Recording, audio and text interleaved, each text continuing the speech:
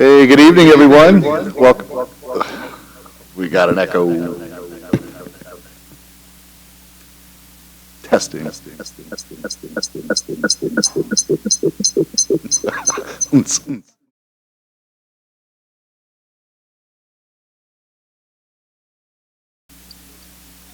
Maybe it's an empty room.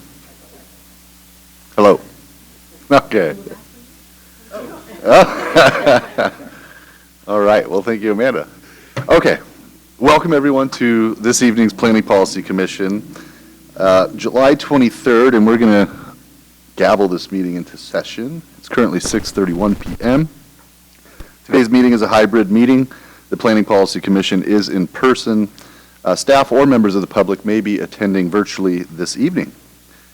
Kristen, do we have a quorum this evening? Yes, we do, Chair. Excellent. Okay. We're going to have a fun evening tonight. This is my nightmares are made of. So the great thing is this evening, you guys have seen this material probably 3 to 4 times now. So I think most of our responses are probably going to be baked in. The fun part of this evening, it's going to be very formal. We're going to make motions and amendments and have votes, and we'll see how that goes. But we want to begin with the approval of minutes, and before you have the July 9th PPC meeting minutes. Are there any questions, concerns, anything to point out to staff? Okay, hearing none, those meeting minutes for July 9th are approved. Right now, we want to hold time for general public comment. We are having a public hearing a bit later, so this is, again, just for the good of the order for the Planning Policy Commission, and I will look towards Amanda. Do we have anyone online who would like to speak this evening? We do have people online, but I do not show that they have any comments at this point. Okay. And it's worth mentioning to those who are watching us online that, again, we'll have separate time during this session to have public comments for the actual public hearing that is about the regular business. So, again, we're just, right now, it's just for the good of the order, the Planning Policy Commission, the city, anything you'd like to mention. But having no hands and having no audience this evening, we're going to move along to our public hearing. So this is the first item of business, which is to hold that public hearing and provide a formal opportunity for public comment regarding the Promoting Building Investment Code amendments, specifically proposed Title 18 amendments related to requirements for natural context areas, transparency, permitted uses in the UV-COM RET zones, and parking requirements. Okay, this is where it gets formal. Because there are 4 separate amendment proposals, we're going to follow a little bit different process this evening to keep it all organized, not only for staff, but also for us. So staff is going to present on the first topic, and then the commissioners will have an opportunity to ask follow-up questions. So for each topic, then we will open it up for the public hearing, let the public comment on that particular topic, and then we will move on to the next part of the presentation. We will repeat, again, commissioner questions, let the public comment, then go back to another presentation, public comment, and again, we will actually wait for our deliberations at the very end. Once the presentations are finished, once the public comments have been made, and then we will deliberate all of the topics as a whole. We're still going to break them up individually. We'll have 4 different motions, but we figured this is probably a better way to keep it organized. It also gives our public the opportunity to comment on individual pieces of those amendments, so they don't have to stick around if they don't want to. I thought we might have more in person, but that's okay. But that was kind of the idea. So, members of the public only need to sign up once, but should feel free to come up to the podium after each topic to provide their comments. While this process is set up to hear comments related to each code amendment after it is presented, members of the public should feel free to make comments regarding any of the proposed amendments during the time allowed after each presentation. So when the PPC has asked all of its questions and we have taken all public testimony, we will close the public hearing and begin deliberations. We will address each amendment one by one. Okay. Kate Caney, our principal planner, and Yi Chen, our associate planner, will start tonight's presentation. So Kate and Yi, please go ahead when you are ready.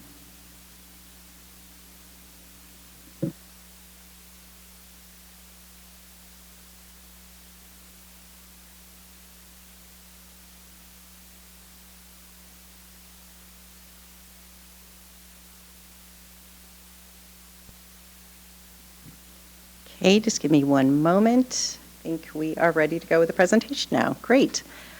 All right, well, thank you, and good evening. I am Kate Caney, the principal planner here with the city, and I am here with my esteemed colleagues to present the 4 code amendments that the commission has been working on over the past several months. So again, we are here to hold this public hearing, also to take public comment, to provide an opportunity for the PPC to deliberate and take action if appropriate tonight.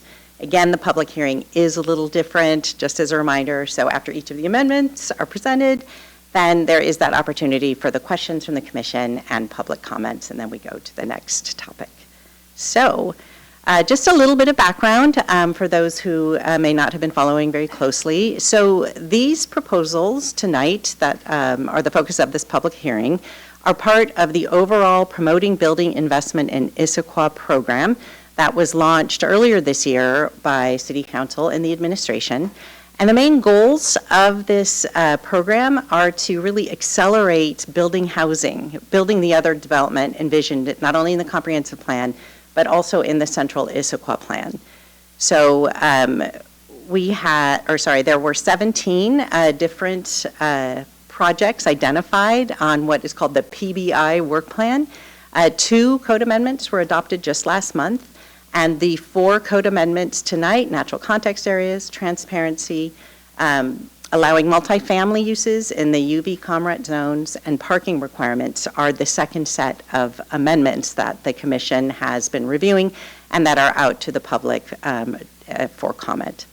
So the schedule as we move forward after tonight is August 4th. There will be the City Council Planning, Development, and Environment Committee meeting where we will bring the recommendation from the commission as well as all the public comments we will receive, and we anticipate council to take action later in September. So with that, I'm going to go ahead and hand over the presentation to my colleague Yi Chen.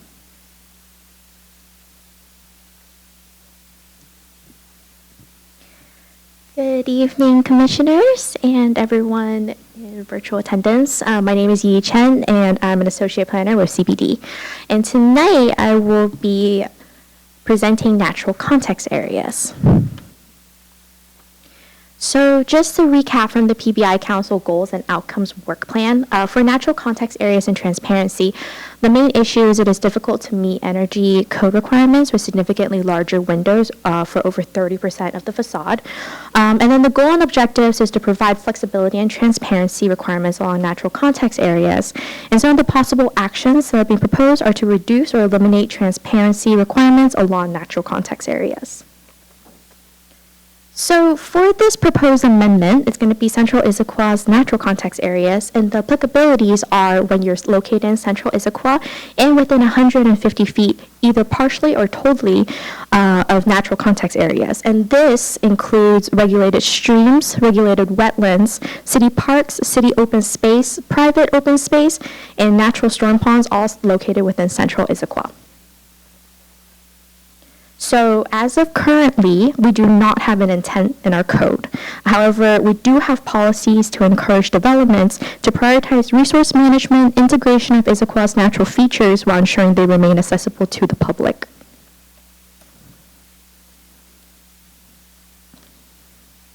So just to kind of recap what staff is proposing, and we added a definition for natural context areas, along with an intent statement and clarified applicability subsections. We removed transparency requirements for the full facade when facing natural context areas. However, this has only been replaced by ground floor transparency requirements. And we added a flexibility to meet code intentions, and this includes site design standards to recognize the need for access and amenities eligibility when separated by a street, and building standards will still be maintained. Wayfinding has been added for clarity, and prohibited uses subsection has been incorporated, and this is for uses such as drive aisles, dumpsters, and loading areas. All right, so since you guys all have been, marinating in the track changes, we decided to just give you some examples tonight. So the first one is going to be the building design, because we kind of reformulated it to kind of be site and building specific. So facades that face natural context areas shall be designed with balconies, stoops, porches, rooftop terraces, and ground floor transparency and no blank wall treatment still apply. And this is to demonstrate what the code intends when the site is, the facades are facing the natural context area. And so here's an image to just kind of show what we're looking for with all the balconies and emphasis. So the next one is going to be for site design, and this is for sites directly adjacent to natural context areas. And our intent is for uses and activities must connect the site to the natural context area, and this is through the incorporation of native plants, public walkways, and water-oriented features if by a natural context area with water. So some prohibited uses and activities are going to be dumpsters, outdoor storage areas, driveways, drive aisles, parking, and loading areas, just to prevent the division between the site and the natural context area. And lastly, we have examples of site design when there is a street separation that's occurring between sites and the natural context area. And this includes driveways, drive aisles, parking, and loading areas are allowed in order to give sites their entitlement to access and amenities. However, this just means the site design. Building design guidelines will still remain effective. So in the previous slides that you've seen, there will still be balconies, stoops, transparency, and no blank wall treatments that will still be applicable. And that concludes my presentation for tonight. Are there any questions? Thank you, Yi. Okay, this is where the formality begins. Commissioners, do you have any questions regarding the presentation on natural context areas?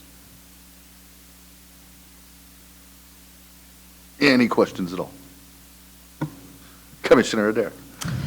In the case of a street, it would just be specifically the drive aisles, the parking, etc. We would still be prohibiting dumpsters and storage. Is that correct? Yes.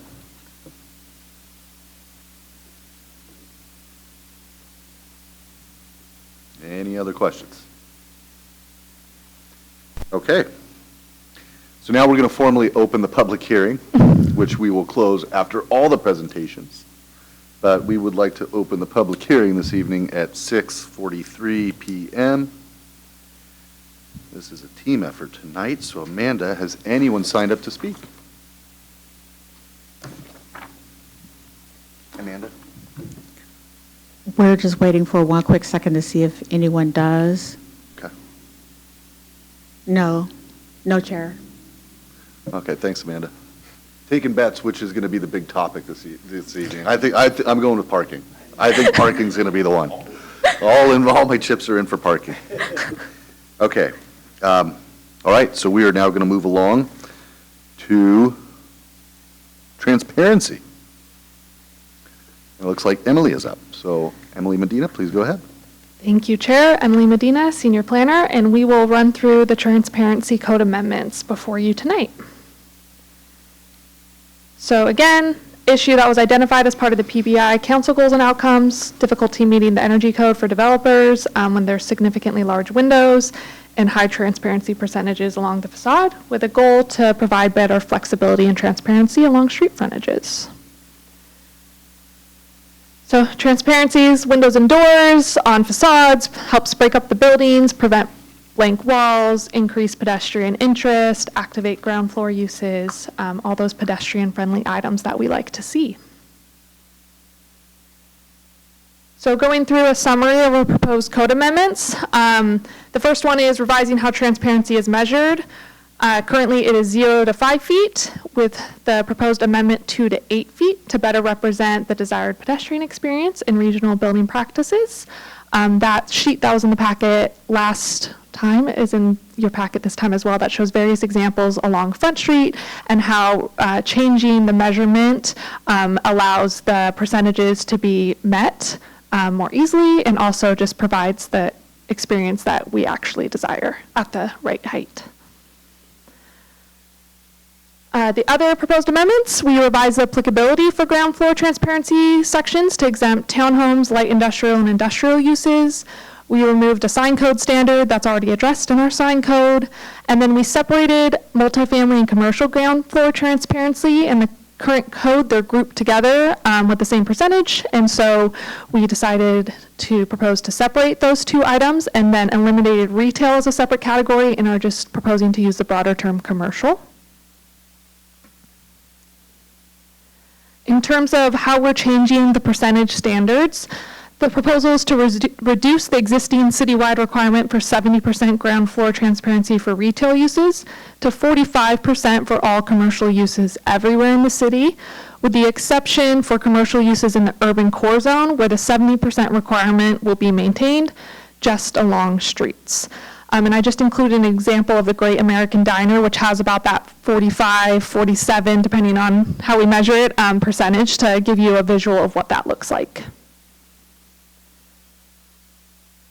And lastly, we are proposing an amendment to add a deviation so that if a building has more than 3 facades that faces one of those triggers for ground floor transparency, streets, through-block passages, natural context area, or publicly accessible open space, that the transparency requirements only need to be met on 2 facades.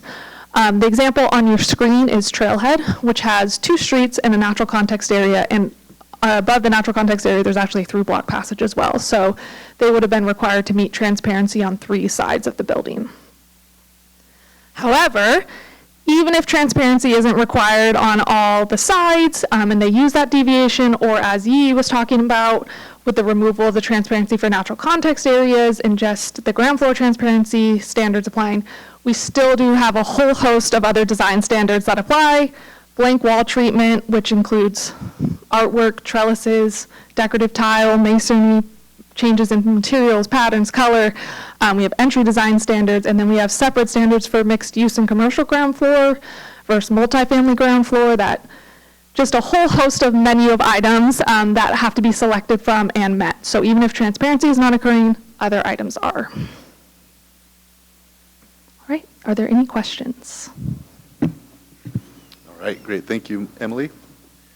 Question from the commissioners regarding transparency. Everybody knows their stuff. Commissioner Holmstrom. You want to? Turn on your mic.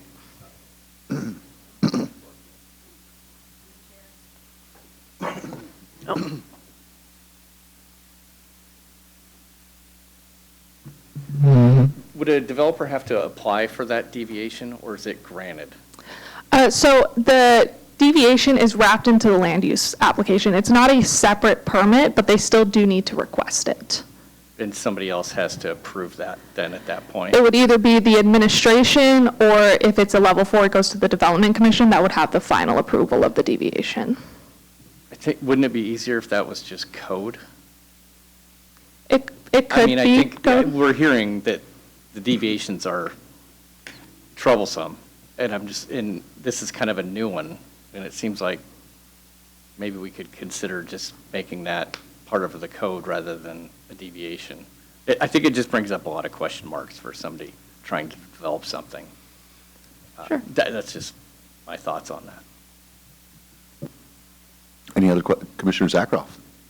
I would actually like to say in support of Commissioner Holmstrom's proposal to include the deviations, to avoid deviations and to include all of this into the code. Okay, we want to deliberate when you guys can make all of those things during amendments. Right now, we just want to ask questions. Okay. But you are more than welcome to in about a half hour. Questions? Commissioner Adair. So for the sake of clarity and questions, so everyone in the audience, how onerous would you say the deviation request process is in your experience? Like Jeopardy, nice.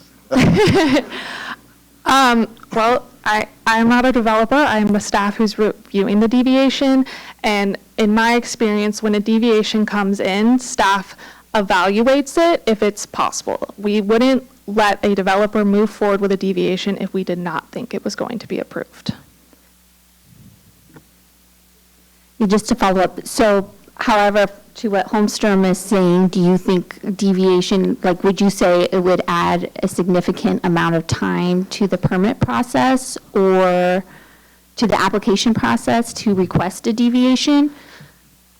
I don't think it adds any time, but I think a lot of the concerns developers had is it adds a layer of uncertainty because there's no formal okay, no formal approval until the decision is issued. And often on permits, especially a level 4 permit, which is the one that goes to Development Commission, that can take months from when they apply for it to when the Development Commission makes a decision. So even though as staff, if they asked for the deviation, we would only let them move forward with it if we believe they were meeting the standards to get that deviation. That is still not a formal okay, which I think is where the developer's hesitancy comes forward, is they don't know officially if they get that deviation until the final land use permit decision is issued. Want to go one more time? Please. So this would be what would count as like a level 4? So it would add like a few months to the permit process? The deviation isn't going to add any time to the permit process because it's wrapped up into the whole review. Yeah, so no additional time. For the record, Minnie Dollywell, Community Planning and Development Director. I think it's, I just want to make sure we sort of explain the deviation versus the variance process, because some of the confusion comes from if you cannot meet the code, there has to be a due process for someone to ask for a variance, which is a public hearing process. There's a very strict criteria that you have to comply with. You have to meet all of those things. And the test in those kind of circumstances is that you're not giving a special privilege or something to one person and not the other one. That's a pretty high bar, but we have to provide that if you are unique circumstances, topography, whatever that situation might be. So that's a separate avenue. The deviation process is actually baked into the process that you're already going through, so there's not a separate application, there's not a separate, it's just part of the process. If your underlying process is administrative, it'll come in as that. If your underlying process goes to Development Commission, it'll be approved as part of that. The trick there is that to have a very clear criteria for approval so that the applicant and staff know and they come to the same conclusion for different applicants. So what we want to avoid, which we used to have before Title 18 update, is called administrative adjustment of standards with a very broad criteria. And we couldn't give people answers whether it will be approved or it won't be approved. Right now, what's in Title 18 is you can ask for these 9 types of deviations, but each deviation type has a very specific criteria.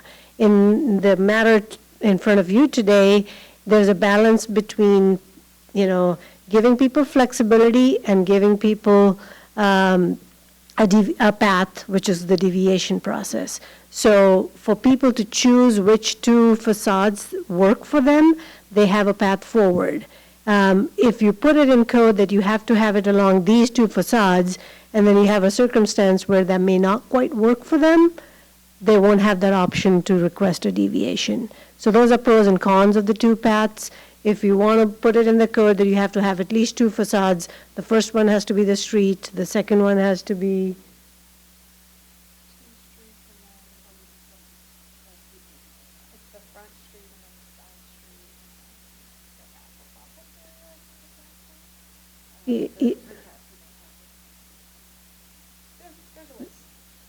So right now, I think but it's giving, the deviation process is really giving people flexibility to choose what works for them. So I understand that it can be confusing between requirement to request a deviation so you can get an answer versus a path forward for, this is the preferred option, but we're willing to entertain another one if that makes sense for this particular property. Minnie, can I add something? Yeah. So tell me if I'm wrong, if I'm simplifying this the wrong way. Basically, like you said, deviation, it's in the code. They just have to follow the menu of items, so they know exactly, if they're looking for the deviation, what they need to do in order to get it. A variance would be more, to your point, you have some type of troubled lot, topography. That's going to be a little bit more, I think, to Emily's point. They're going to look at it, they might be able to give you some initial guidance, but ultimately, and if you're doing a level 4 anyway, it doesn't matter, that whole permit has to go through the Development Commission. And again, Correct. it's wrapped up in that. But the deviation, they already have that in code. They know exactly what they need to meet in order to get it. Yeah, yeah, I think this particular amendment in front of you was trying to build in more flexibility, that not all three sides have to have it, that you get to pick two, type of thing. And I think that was the thought process, yeah. So Commissioner Krass, and then we'll go Vice Chair Patterson. Hi, this is more of a clarifying question. So it relates to this and probably other things like parking, which we'll have a lot of time with.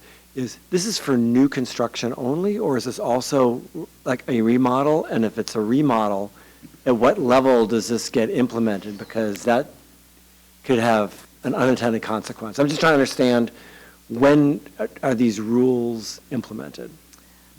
Definitely for new construction, for new development, and then we have a redevelopment threshold in our code, which is 50% of the assessed value of the building. So if you trigger that 50% value in your remodel expenses, then it becomes applicable.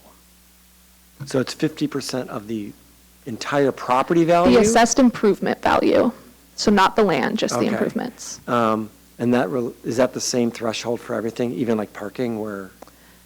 Yes, that is our redevelopment threshold for everything except for non-conforming uses. And have we found in the past, when you do that, it stops people from wanting to, if they know they have a different set of rules, has that been a barrier for them to actually say, I'm going to redevelop this because now it's made some of these new rules impossible for me to do what I need to do? Or is this? In my 5 years here, I've never heard of it being an Okay. issue. All right. I would assume every city has some type of threshold. And I'm going to piggyback off to John for a moment. Didn't I read in the packet, there's also like a 10% of like the size also?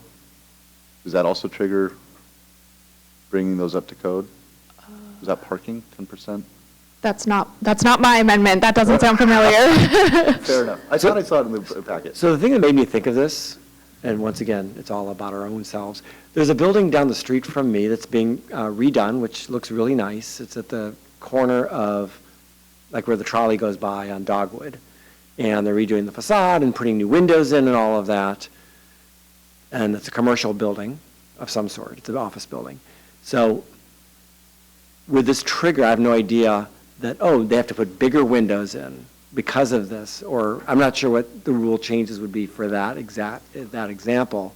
And I'm just wondering whether that was a scenario that would trigger this. I have no idea how big the remodel is, but if it's under 50% of the value of the building, which I Yeah. guess is a pretty high bar. It's a pretty high bar Yeah. to me, and we do, I don't know how much you want to know in the weeds of it, but they have to submit an Excel spreadsheet that breaks down the cost, and then our building official helps us review it to make sure it all makes sense. It's only been utilized in my time here for 2 or 3 permits I have, because it's usually pretty obvious if it's under 50% or over. Correct, and it's very rare that it rides right on that 50% line. Great, thank you, Commissioner Krass. Vice Chair Patterson. Thank you, Chair. I want to circle back and try and close the loop on the conversation we just had about the deviation variance code, because I think the missing link that we're still not quite at, and maybe you two can give me a head nod, is that we talked about deviation variance, but I think your question was more about, like, do we actually put code in for that specific scenario of the street natural context? Is that correct? Like taking it wouldn't be a deviation or a variance, it would actually be code specifically addressing, is kind of what you were getting at, correct? Or at least you were, okay. But I think what I heard from Minnie and team was that if we were to do that, it might get too specific or almost like over-prescribed, where we would want to instead use the deviation because it would actually give them more flexibility, and then they get to pick from options versus us kind of telling them what they had to do. Is that a fair way to state that? Yes, I can also pull up the code. I have it. I made a back pocket. Oh, is it touchscreen? We're going to the appendix. Oh, no. Why did that start from the beginning? We'll just use-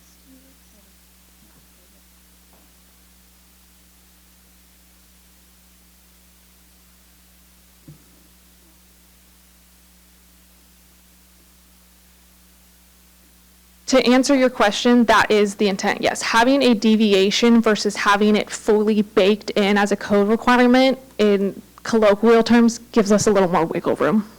That's the intent behind it. You know, it's commission's prerogative if you want to make amendments future to make it part of code, but that was our intent behind having it as a deviation. And here is the list. So if you have 3 facades that would require it, and you, developer, don't want to do that, you can request a deviation to only have the transparency on 2 sides. And we have a list that is in priority of where we would prefer for the transparency to be, which would be on streets, the fronts, then the side streets, then 3 block passages, natural context area, and open space. Perfect. Is that helpful? A little bit? Okay, thank you. Yes. Great questions. So if you, as you deliberate and you think about this, if you don't want a deviation, then you would just say only 2 sides of the building need to have this, instead of your through block passages, your streets, and your natural context areas. That's where you could potentially get, you know, only 2 buildings, but for a variety of reasons. So this gives you a little bit more flexibility if you're a designer or a builder to choose, but it also gives you guidance on streets are more important, the through block passages are more important, and it balances that approach of activating your spaces because you're making that connection. So if you go down the path of taking the deviation out during your deliberations, then it would just say you only need to meet 2 out of your 4 sides. That would be, right? All right, question slide? I just want to make sure you're done with your presentation. Okay, I think that was the last slide I saw. That is, it was, okay.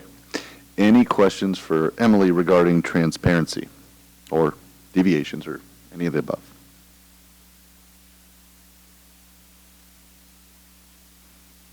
All right, well, thank you, Emily. Okay, that is 2 of 4. Oh, thank you. That was a little mistake. Just wait till later. Amanda, do we have anyone signed up that would like to make public comment regarding transparency? No, Chair, we do not. Okay. All right.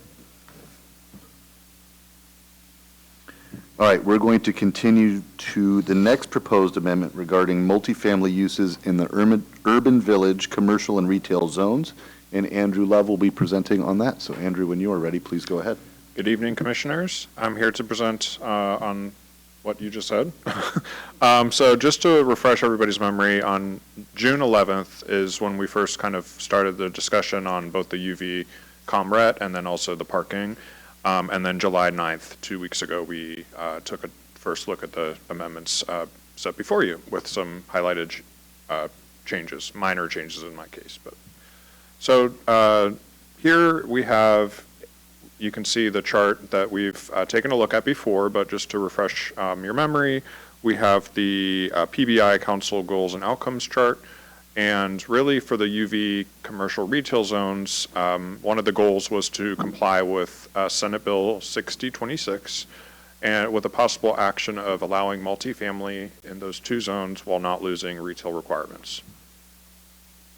And just in case anybody is joining us online, that is not familiar, this is a location of where the UV ComRet zones are.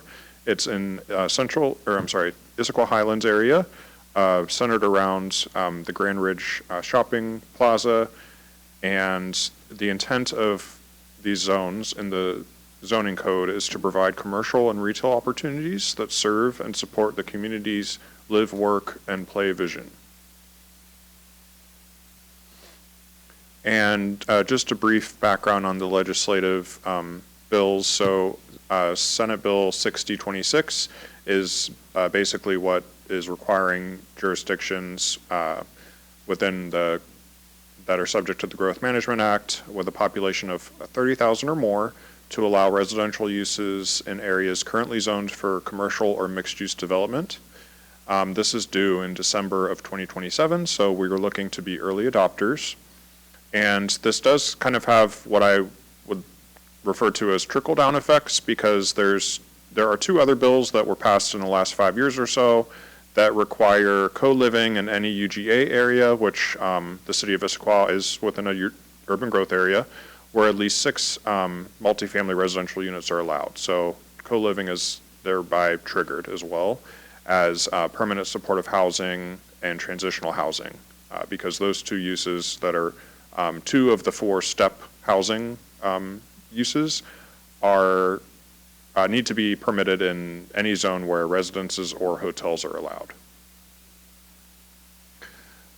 So next I have the proposed amendments on the slide, kind of an abbreviated version because I removed the headings and the rows that are not being changed. You could see that the multifamily dwellings are proposed to be permitted uses in both zones. Right now they are not, along with co-living.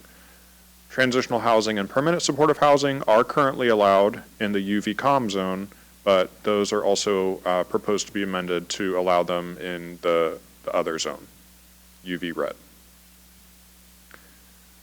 So that was the first one, a little bit shorter than the parking, but are there any questions I can take from the commissioners? Nonsensical questions. So you're going to be presenting parking? Yes. Lucky you. Yes. Okay. Questions as far as the UV ret zone? Anybody? Commissioner Zakharoff, that's in your neighborhood. Okay, fair enough. Any questions? All right, Amanda, has anyone signed up to speak regarding Andrew's first presentation? No, Chair, they have not. UV comrade. Okay, all right. Okay, Andrew, this is the big one. This is the Super pressure. Bowl. Yes. So this is the parking requirements. So please go ahead. Yes, so now we're on to parking, and luckily we have talked a bit about this before in early June and then 2 weeks ago. So just to refresh everybody's memory, this is broken into 2 slides, but some of the issues that council has addressed is that parking may not be the highest and best use of land, and especially with Central Issaquah, we have a lot of areas of parking, and we haven't really seen the type of development spurred that we have kind of wanted to see through the adoption of the Central Issaquah plan. So one of the goals and objectives is to make sure that our parking regulations are right-sized, and with possible actions, there's 4 of them. So the first 2 that are on this slide would be to adopt minimum parking requirements addressed in Senate Bill 5184, also known as the Parking Reform Bill. And then another potential possible action is to eliminate, the question was posed to eliminate or keep the current maximum parking requirements.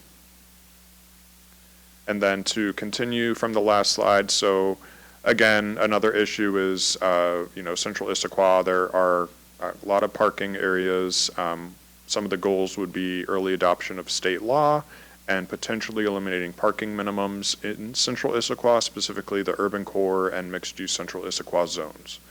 So possible action number 3 would be establish minimum accessible parking requirements prior to guidance from State Building Code Council, with a 4th possible action of potentially eliminating parking minimums in Central Issaquah, specifically the urban core and mixed-use Central Issaquah zones.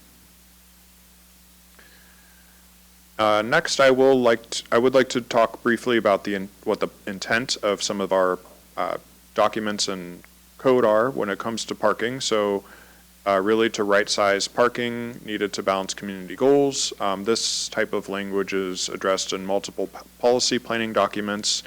For example, the Central Issaquah Plan recognizes the need for a good balance of parking, but we also do need to remember that a lot of Issaquah is car-oriented, especially, the mountainous neighborhoods. So it's all about trying to strike a balance. And, for example, the code, under the parking intent, says to achieve a balance between insufficient parking, which can cause overflow parking pressure in adjacent streets and lots, and excessive parking, which wastes space and resources. So a brief background on the state bill requirements, just in case we had any members of the public joining us tonight. I know that we've already gone through this, but the big parking bill, the State Bill 5184, cities may not require, at least if you're 30,000 or more, may not require parking for residences under 1,200 square feet, affordable housing, senior housing, daycare, ground level, non-residential space in mixed-use buildings, commercial spaces under 3,000 square feet, and changes of uses in existing buildings, specifically changes in commercial use. Lowered parking minimums, though, for multifamily housing, meaning 0.5 spaces minimum, and then single-family homes would be 1 space. Commercial spaces 3,000 square feet or more, you can require parking, but no more than 2 spaces per 1,000 square feet. And then separately, since the Commerce residential parking checklist, which you've seen in the last 2 meetings, addressed all of the residential parking laws that are to be due in the future, we are also including requirements from House Bill 1183, and this may not require parking for affordable housing, which is also covered in the last one, but affordable housing, and then also new or retrofitted buildings that meet passive house requirements, which is basically a way of, it's a method of sustainable building, modular housing, and lastly, housing constructed with mass timber. So since the question, since one of the amendments talks about specifically urban core and mixed-use central Issaquah, just as a reminder, I included a slide of where these zones are mapped. You can see that one of the proposed amendments is to eliminate parking minimums in these 2 zones. So those are the ones we're talking about. And I'm only going to include the proposed changes since the last meeting, so there needed to be some clarification on the change of use section. And this was due to an additional look at the Commerce guidance in addition to feedback from our legal team. So there needed to be some clarification around what changes in use don't require parking. It could become problematic if we have, for example, a school going into a building to reuse the building, and then all of a sudden there's not enough parking spaces for the school. So the changes in use is specifically from a non-residential, I'm sorry, the change is to a non-resident, if the change is from non-residential to residential, or if the change is to one of the commercial uses as defined in the state law. So those are the 2 that a change of use would not require any additional parking than what was existing before. So that concludes my portion of the presentation, but I'm happy to take any questions you may have. Great, thank you, Andrew. Questions? Okay, we'll cruise around. Commissioner Kraus. Thank you. This is actually something I saw in the packet, so, and I wasn't here 2 weeks ago, so you may have covered this. So this is regarding maximums, and maximums related to single family. So I saw we break out detached single family, I think it was 4, if I remember correctly. But townhouse was only 1. Which my question is, how do we get to that? Because a lot of townhouses are built with a 2-car garage. So are we going to say now you can't build a 2-car wide garage? Like a lot of them are being built right now in this new, and I wonder why we got to that. Because I think we need to be very thoughtful on, especially on residential and making them what people want. Yeah, so based on the feedback from the Planning Policy Commission, we did not touch any of the maximums that were already in the parking code. That was already existing, that there's only 1?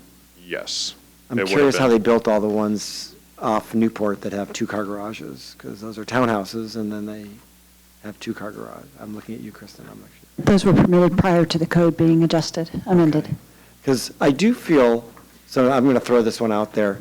You look at ones that are, what people want, and that is something that is a more desirable thing. They want to have, if you're buying $1 million townhouse, you're probably going to have two cars. So I would like us to revisit that, or at least understand. I'm not sure if we're opening things now as part of that, or is this only things that you want to change versus what's already there as part of this discussions? I am open to discussing it now. I think that my response to the question is that we did not look at the parking maximum number. So, could we, especially on single, I mean, I understand with retail and all that, I mean, a lot of times we have, a lot of things are overbuilt and parking and all that, but I think residential hits an emotional chord when someone is looking for a home and it has to match their needs. So, Kristen's about to. If you all want to discuss that during deliberations, Okay. then that's something, Fair yeah, enough. but what we were asked to look at was the bill. Okay. Okay. Commissioner Zakharoff. I already forgot my question. The question was, it's a clarification. So during all of the changes of use, any change of use does not require the change in parking. Is that correct? Or are there any changes of use that would require change in parking, especially increase in parking spaces? So the way that the law currently reads is it defines commercial as with a pretty broad brushstroke, and we have kind of taken that to mean exactly what's defined in the state law, which is office, so office, they count as commercial, retail, eating, so those types of uses are specifically they would not have to update any parking that's already there on site. Some uses that do not fall into that category would be civic uses, for example, like a new school, or light industrial uses would not meet that same category. So the way the code currently reads is that when you have a change in use, you do have to make sure that the parking meets what the table says. So sometimes it can be a little hard, which is what the state law is getting at, is making it easier for adaptive reuse of buildings, for example. But the way the code is currently presented before you, it would just be for commercial, either changes to from non-residential to residential, or it would be changes in use that meet that definition of commercial, which would include commercial, office, retail, but not things like civic uses like schools or light industrial, that kind of stuff. Go ahead, Kristen. Kristen Leeson, planning manager. I just wanted to clarify that with the townhouses, it says one space or a tandem garage that can hold 2 cars. I read that. So, okay, I No just one wanted to wants make sure it didn't I saw necessarily that. mean If it's just one space. If you look at the things that don't sell or tandem, Okay. we'll deliberate. I just wanted to be clear I read that it. two are allowed If you want. if you do tandem parking. Okay. Yeah. You could be parked in the back. That sucks. Just a clarifying question, Andrew. So the idea, really the intent of that law was to be able to take commercial buildings and turn them into residential. That was the whole heart of it, right? They didn't want to put a burden on. Yeah, one part, I Converting think, those. was to make it easier for more housing to be built. Right. For example, if there's a giant office building that's vacant and people want to come in and put a multifamily in there, not to stifle that potential development because there's just there's no more room for parking. Right. On the flip side, I think the other part of that amendment is making it easier for a change in use for example, right now, if, let's just say there's a vacancy in Issaquah Commons and a new developer or a new store like Uniqlo wants to move in, we technically have to make them prove that the amount of spaces for retail, like there's enough in there, but that development is already built out. So that's just like one example. Like, in that case, they were obviously able to meet that because they're coming to Issaquah, yay. But like, that's just one extra hurdle for new businesses coming to the city that they would have to prove. And in a lot of these places, it's already built out. So if they're coming to a unit in a multi-tenant building, it's, could be cost prohibitive for them to add additional parking spaces. So, just for fun, an example is City Hall is going to be, they bought the Edetics, what is that building they just bought on Newport? Yes. Now, because, Is it Maple? is it Maple? But the use isn't changing, it's just office to office, correct? Correct. So It would that- be, I'd have to take a look at the parking table, because it is a civic it's office, but it Interesting. says there's a civic uses row. And there's also a government facility row. So I would have to probably take a further look into our definitions, but Fair yeah. enough, I was just trying to get to like an example of maybe, again, something converting, again, it's really more about what's going to be used within the structure. Correct. Right, and again, just, maybe it's just because it's mostly the conversations we hear, the idea was really to help convert commercial buildings into residential for more housing.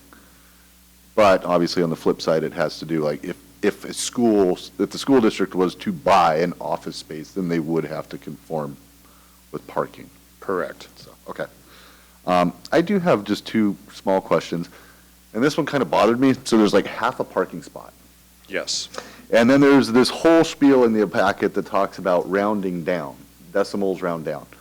Is the half a parking spot, it's based on the size of the structure, so there's really, is that always, because rounding down in my mind would go down to zero. So what you're thinking But it's of always GMA is, or GFA. for example, like, so co-living we didn't touch, but co-living is 0.25 spaces per unit. And then multifamily is the one that we're touching to meet the state law, which is 0.5 spaces. So you aren't really going to have a multifamily building with just one unit, because then it would be a single family. So, That's but what I like, was- and then as far as the rounding down goes, so if there's like, say, 7 multifamily units in a new building, it would be rounded down to 3 spaces. And that decision to include that language in the parking amendments, rather than, because I think if that language wasn't proposed, most people would just assume you can't have a half a space, so round up. Right. But the commerce guidance that they're still finalizing the final version, but in the draft guidance, they did say that since the law says no more than 0.5 spaces per unit, then if you were to ask for, say, 4 spaces for a 7-unit multifamily building, then you would essentially be asking for more than 0.5 spaces Right. per unit. Okay. So- No, you see it in the table. I mean, again, everything like single family, it's very clearly 1 or 0, no minimums. And then you get to these weird decimals. And again, to your point, no one's going to build a multifamily with half a unit. So obviously, it's based on the square footage or the GFA, GMA, probably getting the acronym wrong. But that's what you meant. Yeah, so some of the uses in the parking table are determined by gross floor area, but other uses like multifamily, co-living are determined by the number of units, so. Yeah, I had it written down much more elegantly than I proposed. Anyway, okay, that was my question. Any other questions regarding parking? All right. Amanda, one more time, is anyone signed up to speak? No, Chair, they have not. Okay. Well, that concludes the presentation, question, and public comment portion of our public hearing. So we will close the public hearing this evening at 7:24 p.m. All right. This is where we earn our money. This is deliberation and voting, which we're going to move into this process, and we're going to, again, address each amendment one by one. This evening, our alternate commissioner, Commissioner Adair, will also be a voting member. And we'd like to begin with, and again, please note, all commissioners can deliberate, just voting is a little bit different. So we'll begin with the natural context areas. Is there a formal action requested on this particular agenda item? Is a commissioner willing to make a motion?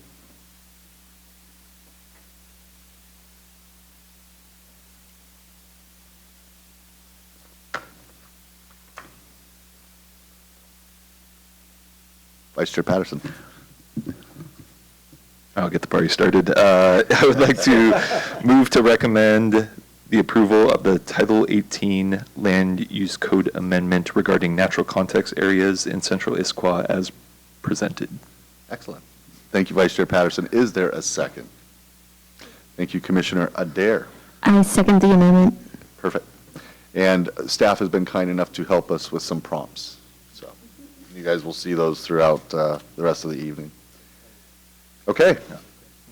The motion to recommend approval of the proposed Title 18 amendments related to requirements for natural context areas in central Issaquah as presented has been moved and seconded. Is there any discussion or someone like to make amendment regarding them? And you could begin discussions. I mean, like I said, if you get to a point where we're starting to move towards an amendment, the staff will be friendly. They'll prompt us to make the amendment. So, again, just feel free. This is your time to deliberate. Commissioner Adair. I just want to say, I do think this is a really fair amendment. I appreciate the way it's written, and I think it kind of addresses the concerns of the whole facade being too much while still maintaining a level of aesthetic appeal to the natural context areas. And I think that it does allow some flexibility as well. So I appreciate it. I like it. Thank you, Commissioner Adair. Anyone else like to comment?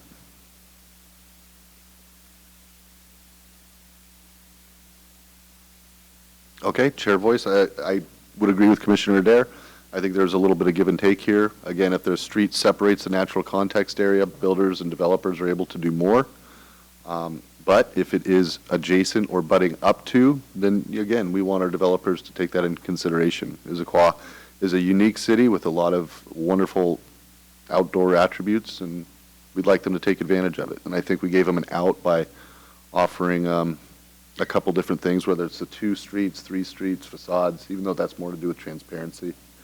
But I think as far as the dumpsters and the mechanics and everything, I think that's a little bit of give and take. All right, looking to phone a friend, Kristen. So now that we've pretty much deliberated on this particular motion, do we need to vote on it? Okay. Yes, you do. I've got my cheat sheet here. Okay.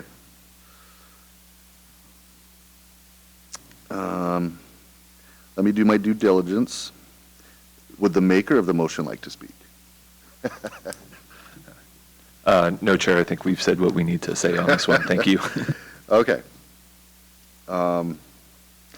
We will move to the vote. So, if there is no further discussion on the motion to recommend approval of the proposed Title 18 amendments related to requirements for natural context areas in central Issaquah as presented, let's take a vote. All in favor, please raise your hand and say yay. Okay, that's a unanimous vote. 1, 2, 3. We need to note, please, who is voting tonight as an alternate? Commissioner Adair. Or did you, I'm sorry, I missed that part. I apologize. That's okay. That's okay. There's a lot of words in here, right? But 1, 2, 3, 4, 5, 6. Yeah, 7. There's 7, right? Yeah. 1, 2, 3, 4, 5, 6. Yeah. A lot of stuff going on. Okay, that was unanimous. 7 voting to confirm. All right. We're going to move to. Okay, we're going to move to transparency. Before you move to transparency. Oh, that's right. Okay.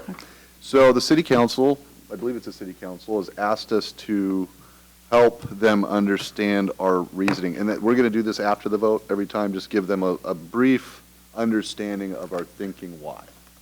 So I think I alluded to this as showing our homework. I think Commissioner Adair and myself kind of mentioned the way we felt. Would anyone like to add as to why you voted this particular way? Commissioner Kraft. I mean, straightforward common sense, I think, is well thought out, and The fact that we didn't have huge deliberations shows that it was common sense, and not everything has to be hard. We'll save that for parking. We'll save that for parking. Agreed. No, agreed. And again, the other thing I would say is we've had, this is our fourth meeting on this particular topic, so I think we've kind of fleshed it out. Obviously, staff has taken a lot of what we've had to say, turned it into those proposals, so there really isn't as much deliberation. Like John said, this is pretty straightforward. As Commissioner Adair stated, I feel like we're giving a little, and we're still keeping our context area, the way we wanted to. And again, having a street to block it, they can still put some of their utilities down there. Is that blurb sufficient? It is. We still need reasons for not maintaining the current code and why you didn't go beyond it.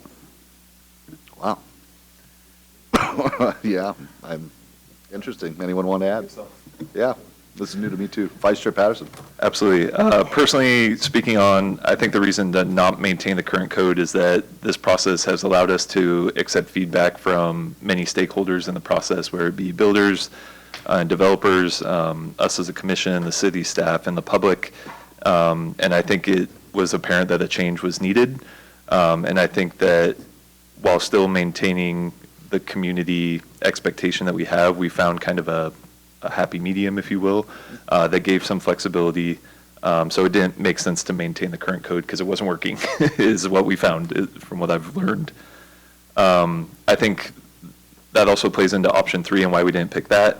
I think removing and relaxing the regulations beyond what was proposed might have been too far in the direction of the developers that would have taken away what the community and the commission who lives here would prefer. I think, as Chair Voice mentioned, Issaquah is known for its natural context, if you will, and we want to celebrate that where we can, understanding that it does require building challenges, and that's why we made some amendments. So I think that's why we landed on option 2 and not 1 or 3.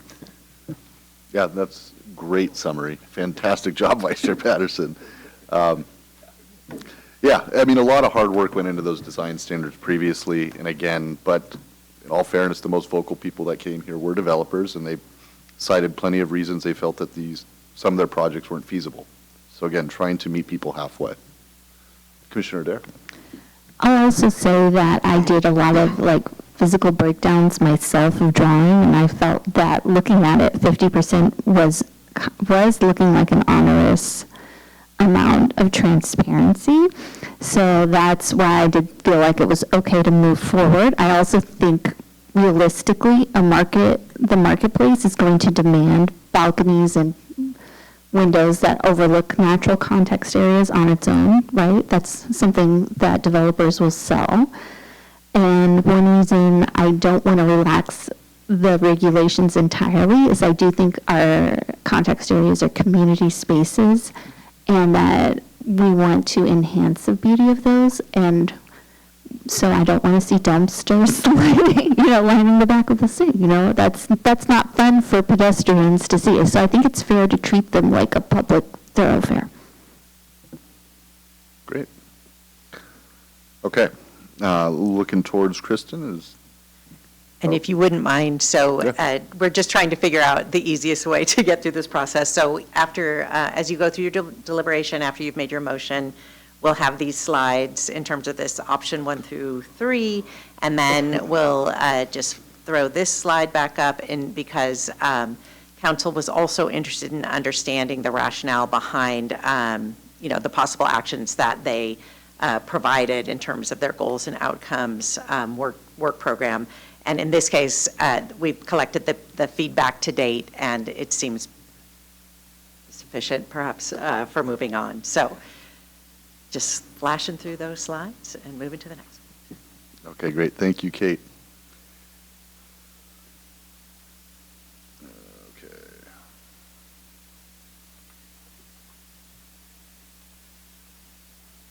I'm just trying to find my place in the script. There's got to be something after this, right? Okay. Moving on to transparency. Is there a willing commissioner out there to make this motion? Commissioner Krass. Well, she turns on these. So I make a motion to recommend approval of the proposed Title 18 amendments related to the requirements of transparency as presented. Is there a willing commissioner to make a second? Commissioner Zakharoff. I would like to second the motion. Okay, the motion to recommend approval of the Title 18 Land Use Code amendments regarding transparency as presented has been moved and seconded. Is there any discussion or amendments? But we'll start with discussion. Is there any discussion regarding transparency?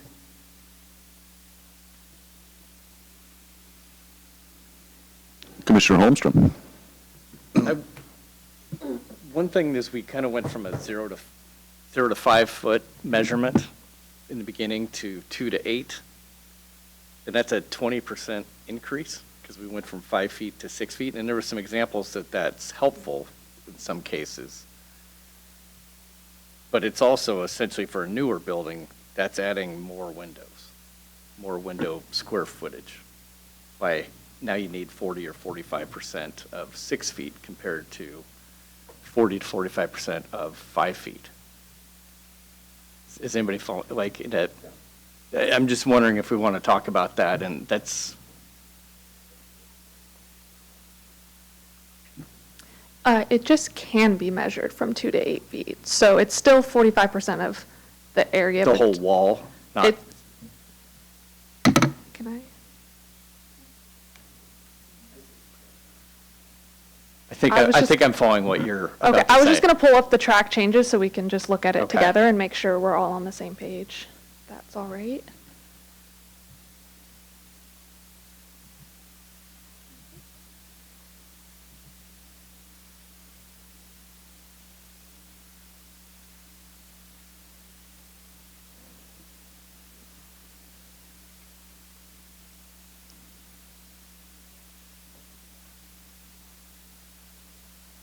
I know I wrote it, or we wrote it together, but I'm still rereading it to make sure that I'm understanding.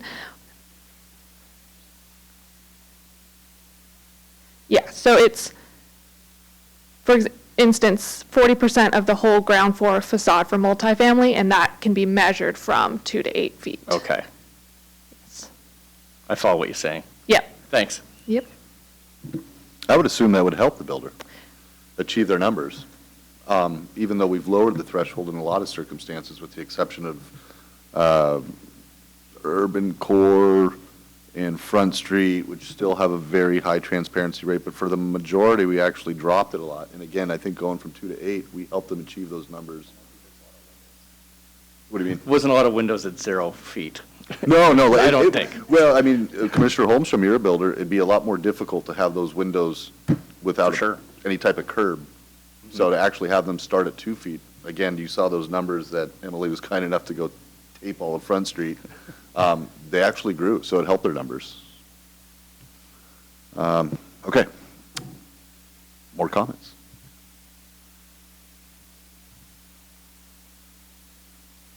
Please, Commissioner Zakharoff.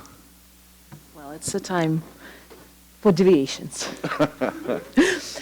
I would still be on a position. I understand staff's position on this, but there are several different reasons why predictability is really needed for developers. And at this point, we really needed development in Issaquah to move on. So I would still like to see a possibility of including all of the possible design standards that can be used by developers into the code rather than use the deviation process. Because deviation process can make permitting or going through all of these processes longer and take more money. And there is also several things that are needed for developers to, let's say, get money needed to finance the beginning of their project or the project. So I would still, I'm supporting the motion and I seconded the motion, but I would still like to see the possibility to include all of this into the code. Thank you. Do you want to make a separate amendment to see if any of your fellow commissioners feel the same way? Oh, I'm sorry. Did I miss Emily? No, you're fine. I don't know what I'm doing. So. Or do you want to feel out the commissioners? You don't have to make it formal. I mean, I guess, is anyone kind of feeling the same way to codify deviations? Absolutely, Vice Chair Patterson. Thank you, Chair. Yeah, I think I've weaved through this thought process throughout this meeting. I commend Commissioner Holmstrom for kind of addressing it and the staff for explaining it. But I think ultimately what I've understood is that the deviation as it's documented currently in the amended code actually provides flexibility while also providing clarity of what they can do. So I think it's saying, like, we understand that there is a scenario that exists where you could run into having multiple, facades that require this, but we're giving you these options. They are a deviation, but that fits within the existing permitting process versus, as Minnie described, the variance process, which is a lot more involved and would require a lot more steps and time. This would actually be saying, like, if you design for this deviation, then we'll consider it as part of the entire process that exists today. So I definitely was leaning towards that direction at first, but I think after the clarity provided, I've kind of moved back to feeling like the deviation of that particular instance with the options that were laid out actually give a good, I'll use the term happy medium again, where it provides the flexibility while also giving them clarity and direction. Commissioner Zakroff, do you want to? Yeah, so, while I completely understand the Vice Chair Patterson's position, the problem that I see here is this staff, this commission, probably this council, support this position on deviation. But we're trying to create a rule that will work for, not only for today, tomorrow, but 20 years from now, possibly. It will be a different staff, different commission, different council by the time, probably. And the rule should be working no matter what we are guaranteeing today. So it's kind of like feels like it's our promise that deviation will be looked at from this point of view. But so first of all, the change can happen and most likely will. And that's one thing. And another thing, when it's a deviation, we have with developers, we also have financial institutions involved, and they might see the deviation very differently, and so it might present a problem for developers to finance the project. So those are kind of like my arguments. Thank you. Yeah, I see deviations as being a trouble spot. The biggest killer of projects for developers is time. And if you don't know exactly what you're going to get in the review process, that's just going to add time. I know personally there's been review stuff I thought was going to be real straightforward, and it gets shot down. And so I could see a developer thinking they're going to get a deviation. The city thinks otherwise. Now the developer has to redesign the whole building and resubmit.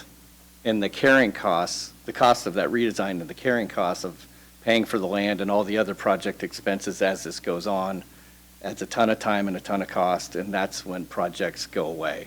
So I think it's just something, in order to encourage more building and development, that deviation thing is, I think that's a real sore spot for developers, because they just don't know what's going to happen.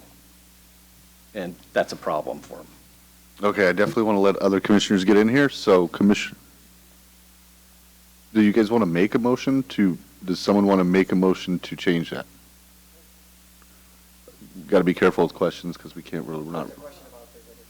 Oh, yeah, go ahead. Yeah, so are we talking about something broader or something very specific? Because I think the motion should be based on something very specific of the thing that we're talking about, not that we think code should be more specific and have less things, which, sure, we should have things be as specific as possible.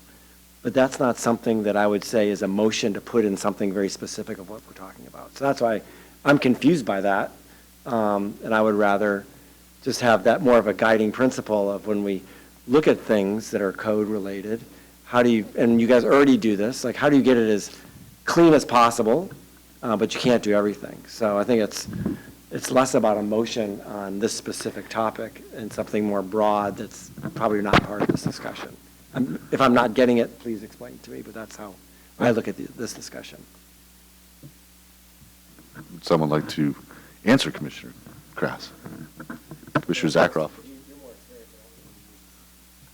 I would think this is a kind of a topic in between transparency and the natural context area. So we have a lot of kind of buildings or projects that might be built in the area that will require deviations for their development. And rather than currently requiring, rather than give it as a deviation, we should probably give an exact kind of development decision. Sorry. I saw Commissioner Matthews. Commissioner Matthews. Yeah, I think, to me, it feels like we're overcomplicating the issue because earlier, I'm sorry, I forgot your name, but you stated that it doesn't take any additional time or money to do a deviation, and that normally when a developer is going through the deviation process, you've already supported that. You're not going to go, okay, just do your deviation. I don't think it'll get approved, but I don't think that's exactly what's happening. Is that correct? That you typically believe that they've met all the criteria, or they can meet all the criteria before they even go in for a deviation? I do, and I would state it doesn't take any more money in terms of permit fees. I don't know if a developer would agree that it doesn't take any more money, but from the city side, we don't charge for deviations.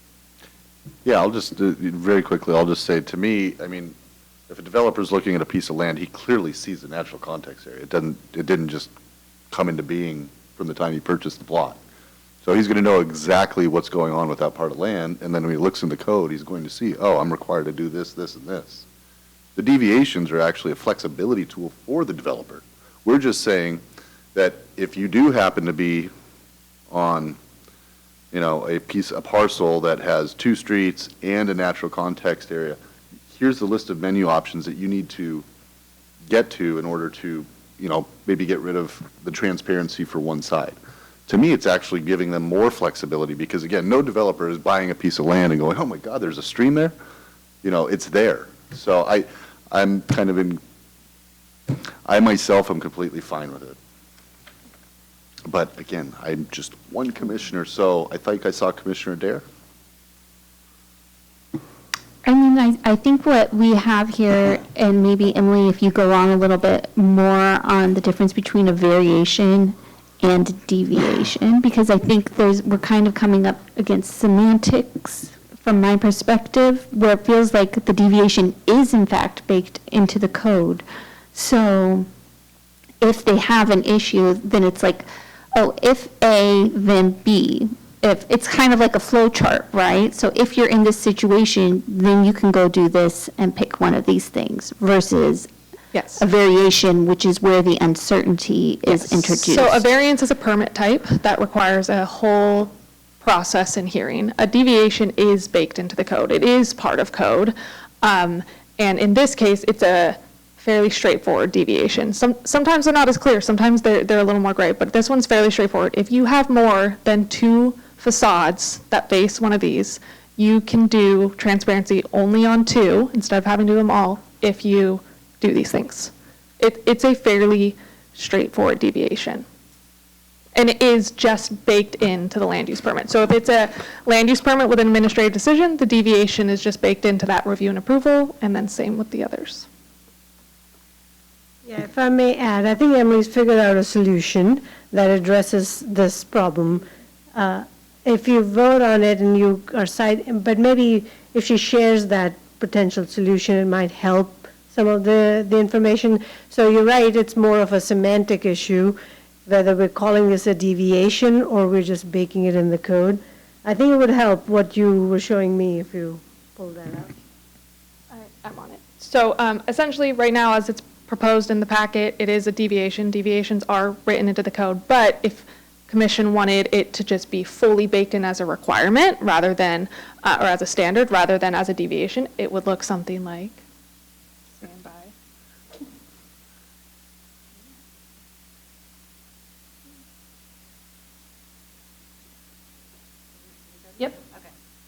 Oh my gosh, 3 screens is too many. G is the code that's already, I'm going to get there, is already the code that is existing. So this would be, it was in the deviation section, and it would instead be, yep, it's trying. I just zoomed in, it's just delayed. So rather than being at the end of the transparency section as an optional deviation, it would just be embedded into the transparency section. So we would have that section, 40% for multifamily, 45% for commercial, 70% for urban core. And then this would just be baked in. So instead of a deviation, it would just be right there. If you have more than 2 facades, you only have to do it on 2, but you have to do these items. Because the deviation's pretty straightforward, it's a pretty fine line between it being a deviation and it being baked into code. I would assume that developers would want the menu, myself. And again, I know we're not really asking the staff questions right now. It's really more for us to deliberate. So, I mean, again, let me know if anyone thinks otherwise. But to me, it gives them more flexibility because they can choose different things to do. If we tell them, okay, you have these 3 areas that you're buttressed, you have to do this. Well, okay, that's fine. I mean, I guess you get more clarity, but you're also limiting what they can do. With a deviation, they can go, okay, I'm going to design everything because they bought their lot, they know what they're up against, and they go, okay, this is a deviation, I want to choose this one, it's easier for me, and then it goes part into the process when they're doing their land use permit, correct? Yes, but the way this deviation was written is pretty clear that you got to go street front setback, street setback. I think when it comes to the deviation, what there is room for more conversation around, does that actually make sense on this site? So you're right in so much of this is in code, that this is the order that it's priority. This is what you're doing, full stop. If it's a deviation, there is a little bit more room for flexibility on the, because you're already deviating from the standard. Mm-hmm. Okay. I'm comfortable, but again, this is our time. Go, Commissioner Adair. Yeah, I'm comfortable doing it with the deviation as well. Commissioner Matthews. I also, I was going to say more fond of, I actually really like the language for the deviation. I think it does give a bit more flexibility because you definitely don't want to just pigeonhole people into doing, okay, you have to do this and this and this. Mm-hmm. If you have a deviation and your site has a little, a different approach, you might want to have a different way of doing it and not have to do it just like it's in code. Because that's a little more simplistic. Every site's going to be a bit different. Yeah, no, and that's true, and I think that's true to Commissioner Holmstrom's point, is again, when you're building, every site has its thing, but to me, that's more of like a variance, like, oh, I didn't know I had an aquifer down here, like, the city didn't map it. That, to me, is probably more of like a variance thing. You're starting to go down that road if, you are surprised. The deviation is just, it's part of the design standard you're setting when you're coming up with the blueprints and everything on the land that you've purchased or are looking to buy. And again, it seems pretty cut and clear what you can and cannot do if you're not going to do the transparency standard. Again, they could go for it and do all 3 facades. They might not want to, and then they could go, okay, we don't want to do 3 facades. Here's what I can do. So would anyone like to make an amendment to the motion that's currently sitting out there? Has everyone who has wanted to speak about transparency spoken?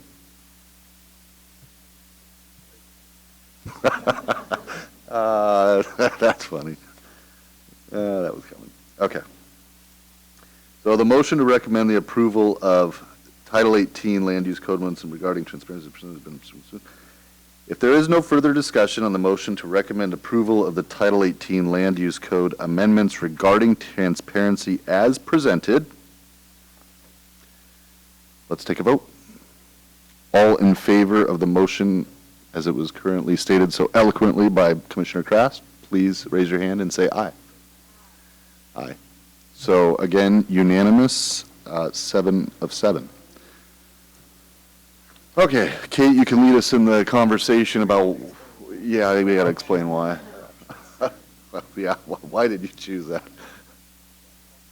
Yeah, please. Okay. so Commissioner Kraft. Since I put it Yes, you forth. get to speak I first. get to speak because first. you put the most- So, the one thing I liked is it starts putting, like, the way we measure things is the way reality is now. Building windows to 5 feet, I mean, you know, look at anything new that's been built in the last 30 years. You have taller floors, taller building, taller windows and all of that. So it just takes into consideration not only the way buildings are being built, but the way we want them to be built. So I think that kind of lines up, I think you mentioned earlier, is, I'm not sure, does it help the numbers? That's probably an output of it, but it's just reflecting what we hope it should be.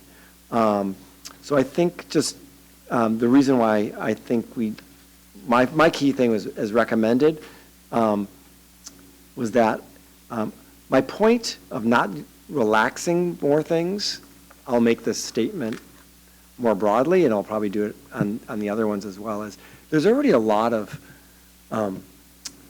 requirements that the state gives us, and I think it has to be a really good case for us to go above and beyond to do more than what the state has already asked us to do on a lot of different things. So I think doing things that are smart, like we've done, makes sense. And I think that's the kind of the process that you'll hear me talk about as we go through some of these other ones. So that's all I have to say. No, that's great. Thank you, Commissioner Kraft. Anyone would like to contribute? Commissioner Matthews.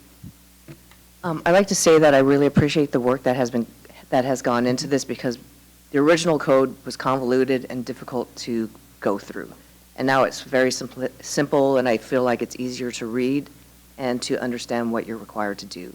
And I would not be a fan of going and completely going down to 15% or, you know, getting rid of the requirements, because I believe that having transparency at the rate that we've agreed on is going to be a benefit for the city and for residents that live here. Yeah, great comment. Thank you. Commissioner Adair?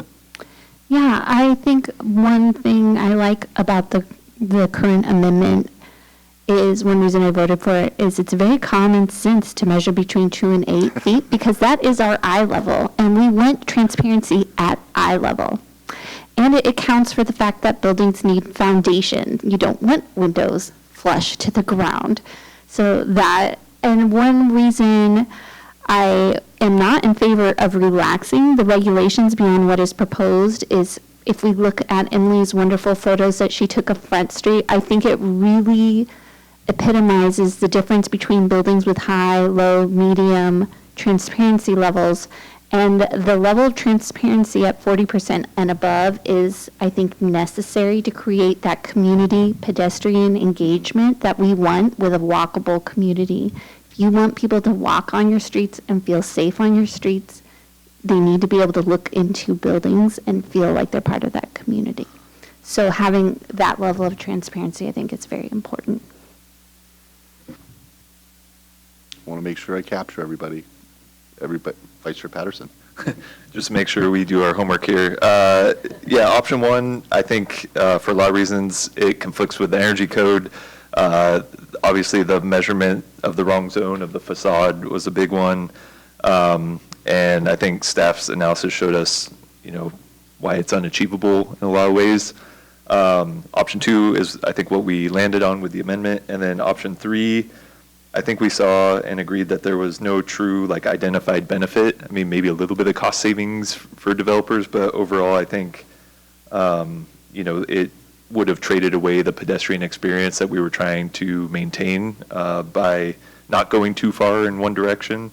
You know, we dropped it, but where it's below a lot of our peer cities, but not so much that it, you know, kind of destroyed what we had built in the first place. So we made the townhouse exception.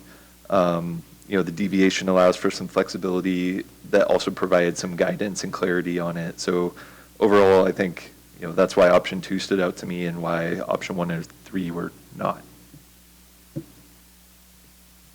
Great comments, everyone. Does everyone that's spoken want to speak?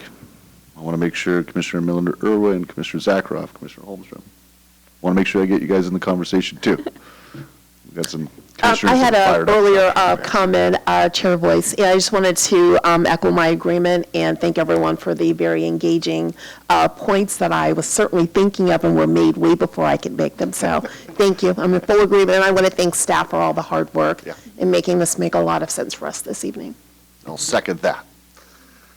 Not really a whole lot to add. I think the commissioners summed it up pretty well as to why we landed on that particular one. We listened to the developers who came in and made their case that these windows were everything from inefficient to costly. To Vice Chair Patterson's point, we're actually a little bit lower than our peer cities, yet in our very high thoroughfares, we've kept it up to 70. We've changed the way that we're measuring. So that is a boon to the developers. And again, I don't think we want to go lower or relax in the regulations further. We're trying to get away from blank walls, and I think Commissioner Adair mentioned it pretty well. For a safe and secure city, we want transparency. I think when you see more glass, you see less graffiti. And again, there's things you can do to combat that, trellises, art, stuff like that, but we want people to be able to walk and to look in stores and retail, and I think we kept that all there. All right. Okay.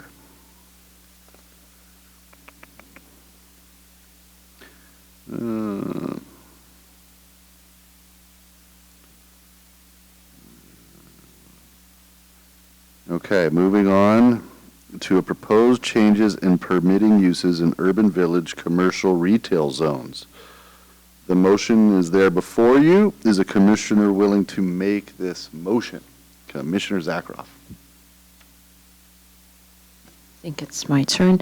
I make a motion to recommend approval of the proposed Title 18 amendment related to permitted uses for the UV commercial retail zone as presented.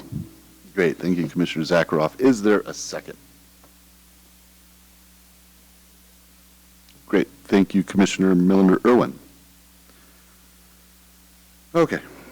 The motion to recommend approval of the Title 18 Land Use Code amendments regarding the change in permitted uses to the urban village commercial retail zones as presented has been moved and seconded.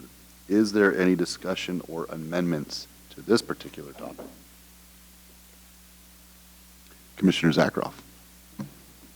I can, just for the start of it, this motion is actually follows all of the new rule changes that are coming from the state, so it's basically gives us no really room to wiggle, and yeah, on some of these laws, we're trying to go ahead and just makes sense. Well, that's summed up very well. Further comments regarding this particular topic? I guess compliance. I guess the only thing that will probably be asked by staff is, why now? Why not wait?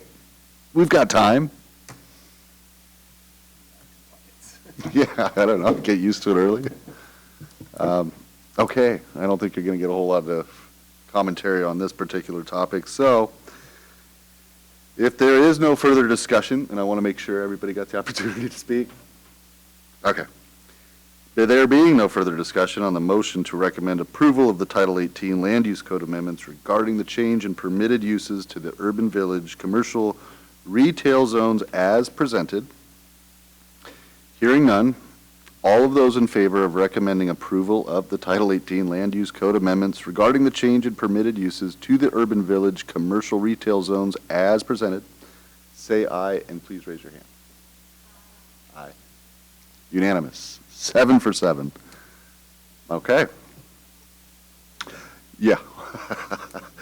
All right, so now we're looking for some reasons to justify our vote. I'll start with Commissioner Zakharoff, and then we'll go to Vice Chair Patterson. Well, I think I've already kind of said why we've started it, and I probably can answer the question like why now, because everything takes time, and we're only at by what, like 18 months or so, in several cases so, and anyways, development takes a lot of time, way more than 18 months, so why not now? Why not now? I think December 11th, 2017 is the date. 12. Sorry, everybody. Sorry, just gave everybody a little bit of, whoa. 2027. Okay. Vice Chair Pedersen. Yeah, just to once again address our three options. We landed on option 2. I think the reason option 1 or 3 wouldn't work is because it would put us out of compliance. As Chair Voice called out, we do have a little bit of time to do it, but I think it's a why wait situation. So choosing option 2 put us in compliance, and the amendment looked great to me, to us. Agreed. Anyone else like to add on? Okay. Hopefully you got what you needed. Okay. All right. Here we go.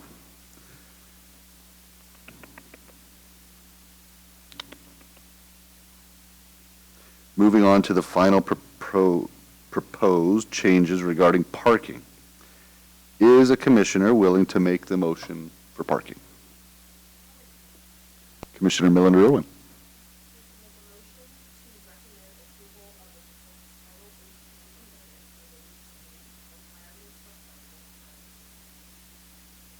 Oh, sorry. I'm gonna do Leslie, that you're gonna have to one do it all over. See, and it came out all clear too.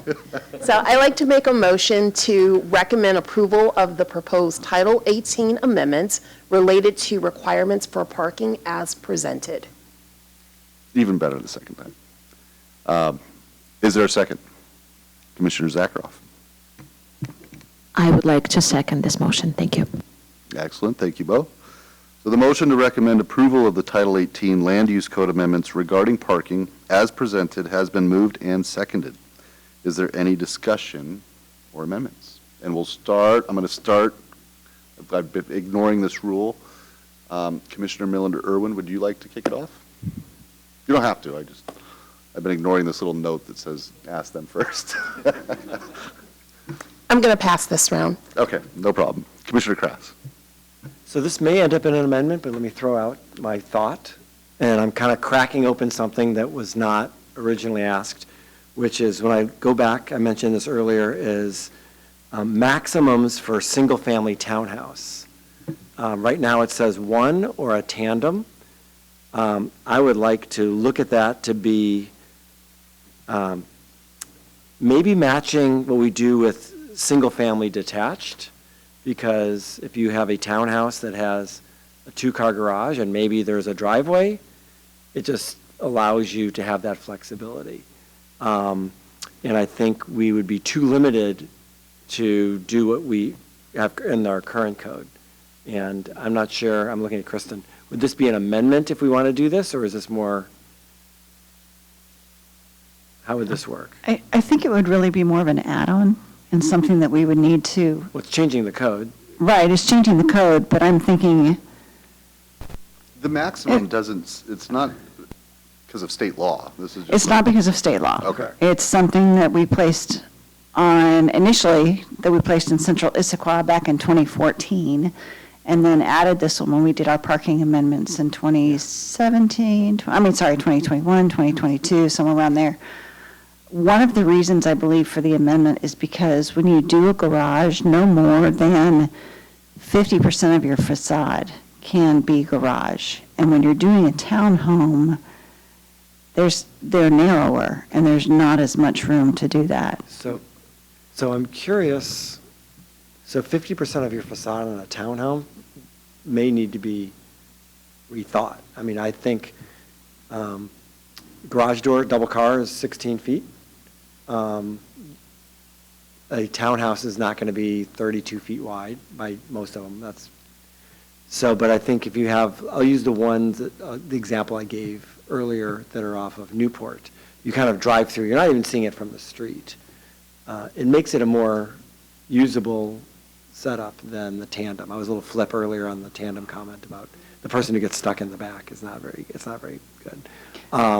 So I just want to make sure that we have the flexibility for people to have, especially, let's be honest, the townhouses that are being built are not cheap. I mean, the ones are all between $1 million and $1.5 million, and you're going to, So I have a question for you. One of the things that we've been talking a lot about lately is that we have multifamily standards, standards for multifamily, standards for commercial. We don't have standards for townhomes right now. So something that we've been talking about is establishing separate design standards for townhomes. Would this be something that you would be willing to wait for? So then at the same time, we could look at the widths, we could look at the townhomes, see what the standards are, and just take a bigger, more holistic look at the whole thing? if you're asking me or. I am addressing you. Me personally, I Yes. think because, and maybe we wouldn't have predicted this, 10 years ago, but townhomes is the thing getting built. And that's people don't want to build condo-style, like stacked condos for all the reasons of insurance and all of that. Townhouses are more affordable than single-family, detached, and if you look at what's going through, at least the areas in Central or Issaquah Valley and all of that, there's a lot of townhouse developments. So I think having something well thought out on townhouses is a great idea. I would ask maybe in the interim on this one, we have some flexibility, because if I was wanting to build a townhouse, or I'd say, wait, you just look at all these other ones that you're allowing the thing that I can't do. So I'm not sure in the interim, yes, we should do maybe a real deep dive on townhouses, because that's kind of the preferred, new form. At the same time, have some flexibility on parking until that's done. And what format that is, I don't know in this, but we don't want to stifle people building that next round because of that. That's all I have to say.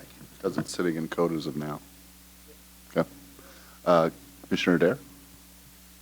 Yeah, just to Kristen's point, I would like to see us dive into townhomes in the future, because that was actually something I really thought about with regards to the transparency, and when we were asked to exclude them from transparency standards, and I realized, that middle housing and single family didn't have transparency standards the same way multifamily did, and I was like, okay, so ultimately, townhomes are closer in my mind to multifamily and single family.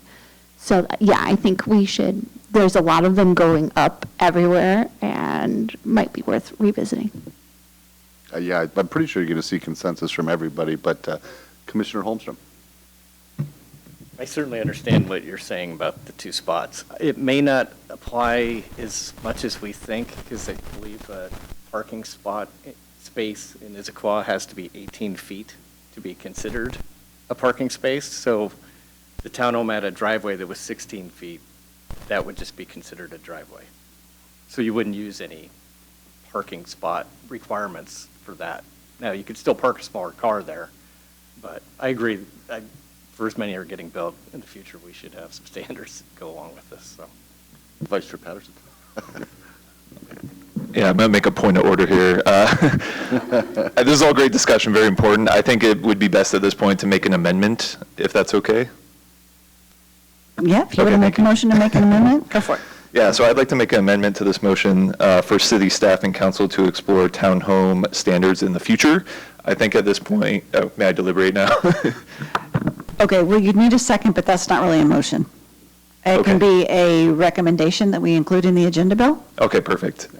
Okay, Yeah, so we'll make it a recommendation then. But the reason why, but you do need agreement. okay, right now? Would you like me Yeah. to state my case? Yeah, no. You can state your case. Okay. It's so hard to go between formal. I know, right? Like, oh, I did need to be that formal, okay. No, ultimately, because I think we're all making great points here, but this conversation is going to go in a deep Right. place that I don't think we're ready to go yet, and this particular topic is too far gone to go back. I think that we need to take the townhouse standards through this process from the beginning and incorporate it more formally in the future.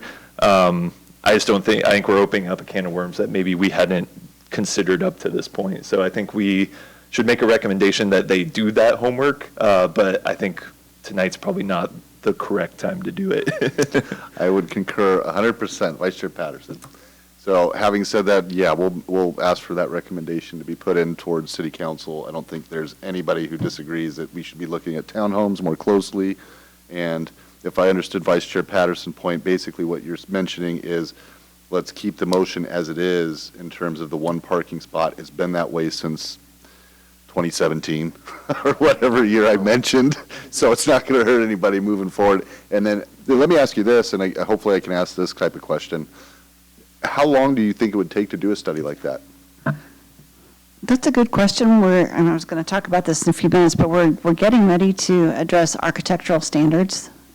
And I don't, depending on the size of that, which we're trying to figure out right now, depending on the size of that, we could potentially include it. If not, it can be next year, which isn't that far off. That's pretty quick. So even if you guys did have staff had a big workload, I mean, waiting a year, I think we can all live with that for the one parking spot. At least I can, as of now, for tonight's discussion. And I want to thank Vice Chair for roping us back into the actual discussion, so. I'm still confused. There's 3 developments. They're all pretty big that have 2-car garages that are all being built, like the Front Street ones next to Dairy Gold. You've got the ones off Newport, and then you have the ones that are near the Vale Apartments. All have 2-car garages. So if it's a standard, I'm just surprised that that's the case.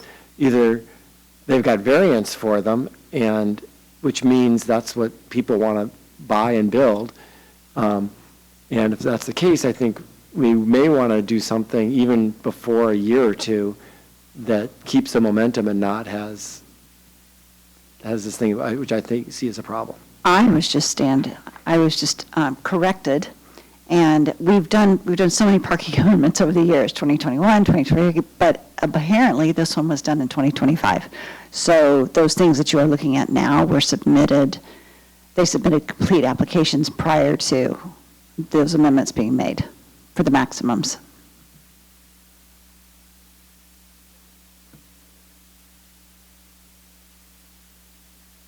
I would like to not wait a year or two to make that change. So what are our options?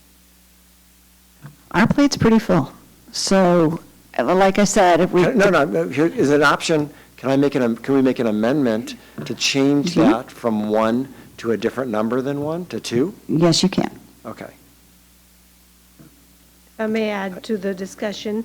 So, cheat sheet. townhomes along a public street versus getting access from an alley or an auto court is what they call it, can be 2 different types of development. So the ones on 7th and Holly along the street, you don't see the garages. The Front Street one, those are also along Front Street and Holly, those are You can't see any of them. Those 3, none of them you can see, the garages. Yeah, because they are being loaded from the back. And I think in those situations, having a 2-car garage, because you're not impacting the public realm, the street, is probably, from an aesthetic and connection of the built form and the public street and the realm, is probably okay. If you were to get garages along a public street and you just saw 5-plex with 2-car garages all lined up right next to each other, then you'll see, 10 cars all in one place. So I think... I agree with that, but I think...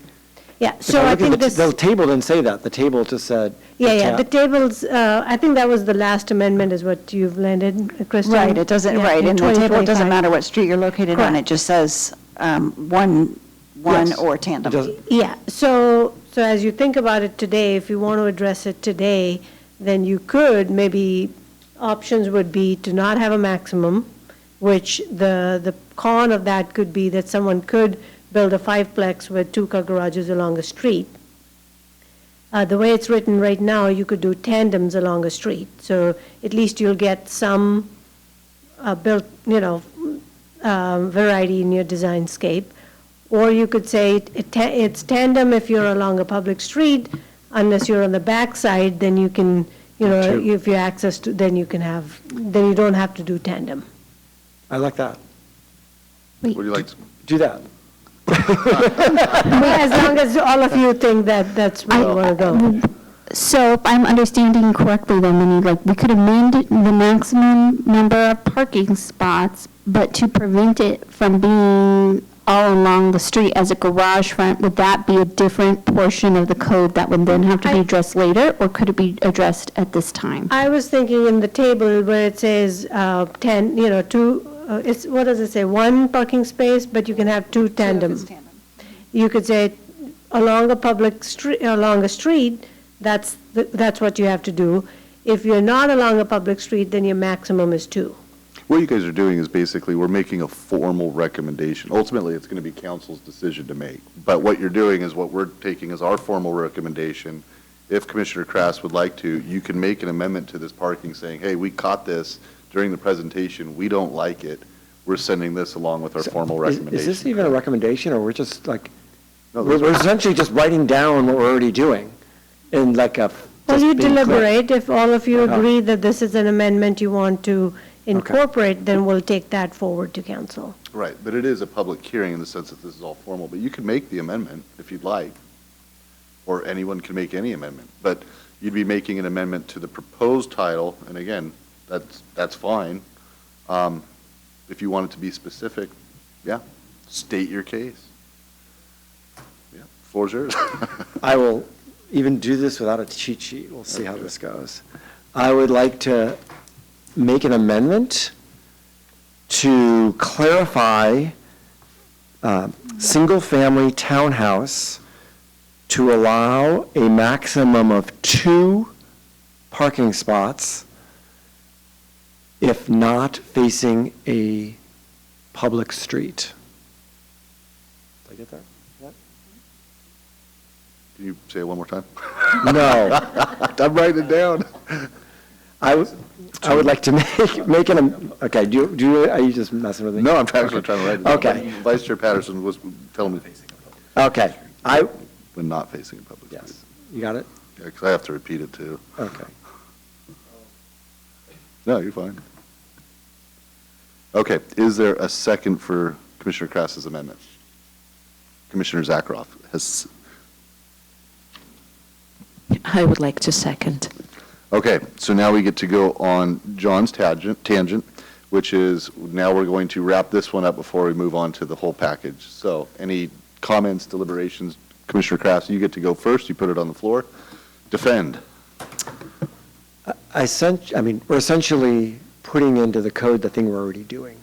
And it establishes the ability to have the parking that people need and what people will build, at the same time preserving the public road with the code that already exists. So it's just really clarifying what we're already doing.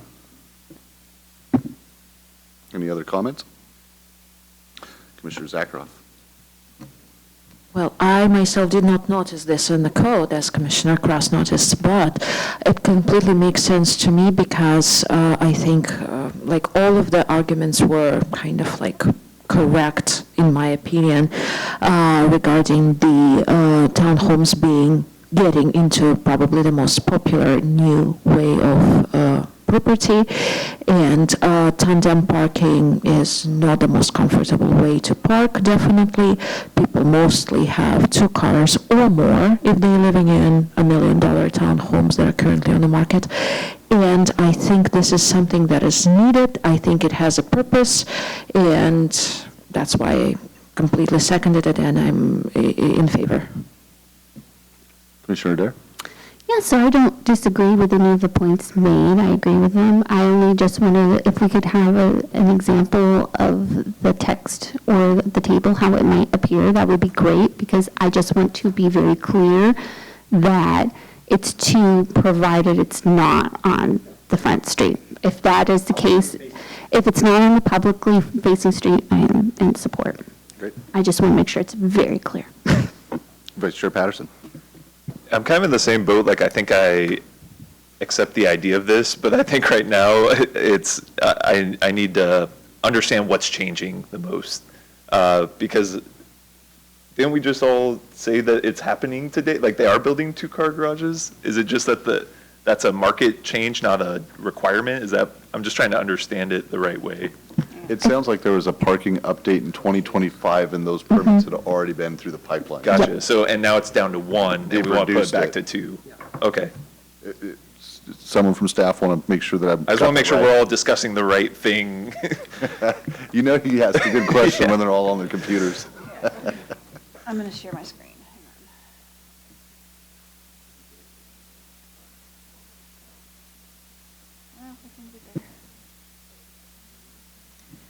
We're working on finding share that my chart screen and right now. bringing it up. Oh, okay. So actually, here we go. Okay, but I did get that right, Kate. Basically, the ones that have been built prior were already through the pipeline before that parking reduction happened in 2025? That's what it sounds like from the other staff that was here. Perfect. Yeah, just a little bit of context. While they're looking, would anyone else like to continue to comment? We'll take a formal vote on Commissioner Krass's amendment, but definitely keep taking comments. Yeah, just John's amendment right now. I'll just say for my part, Commissioner Krass brings up a great point. This is the popular building trend at the moment. And I appreciate the fact that we are explicitly saying not on public-facing roads. I think there's a bigger responsibility when you're taking up public-facing, public pedestrian-facing common areas. But having some flexibility in the back area, in the back 40, I think is more than fine. And I'm comfortable with it. And to the other point that everybody made is hopefully this will all come back, including the parking, when we look at that holistically, the entire townhome structure. But I think this is an okay Band-Aid for now. So the current code that is being shown on screen is for single-family attached, which covers townhome. And the requirement, or the allowance is 1 per unit is the minimum, and then in the maximum is 1 per unit or tandem space with a 2-vehicle capacity. Sorry, we don't have the headings in right now. And they're in those zones, or those Tier 1 and Tier 2 parking in like greater central Issaquah and then outside. So would language similar to the one, similar, or is this the new language that you're proposing, or? Yes, it would be something very similar to this. So it would say 1 per unit or 1 tandem space with a 2-vehicle occupancy or capacity when facing a public street. When not facing a public street, 2 side-by-side spaces are allowed. I work with current planners. Okay. Checking with current planners, all right.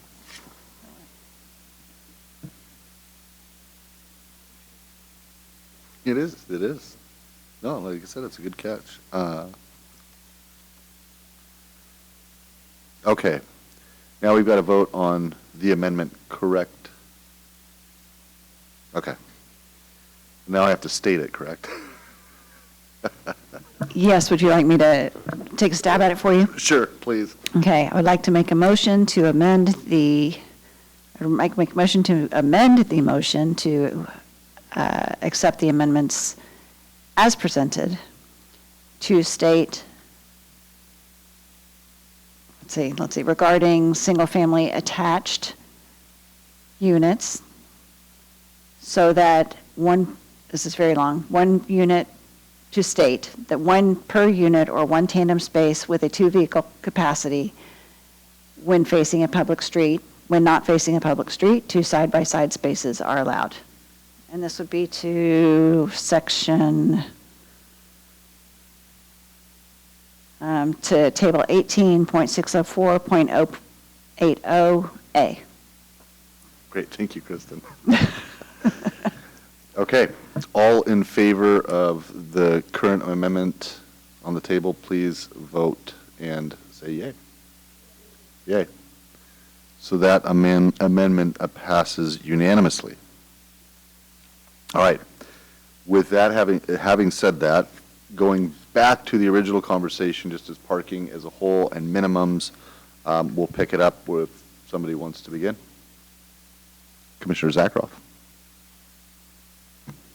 I would like to kind of follow up a little bit on my question regarding parking and change of use that we have discussed. We did not discuss much a change of use except for commercial into non-commercial, but I would like to propose, I don't know if it's going to be an amendment or at least a recommendation, to make sure that the change of use from one type of commercial to another type of commercial will not trigger any change in parking laws unless it's required by the state law.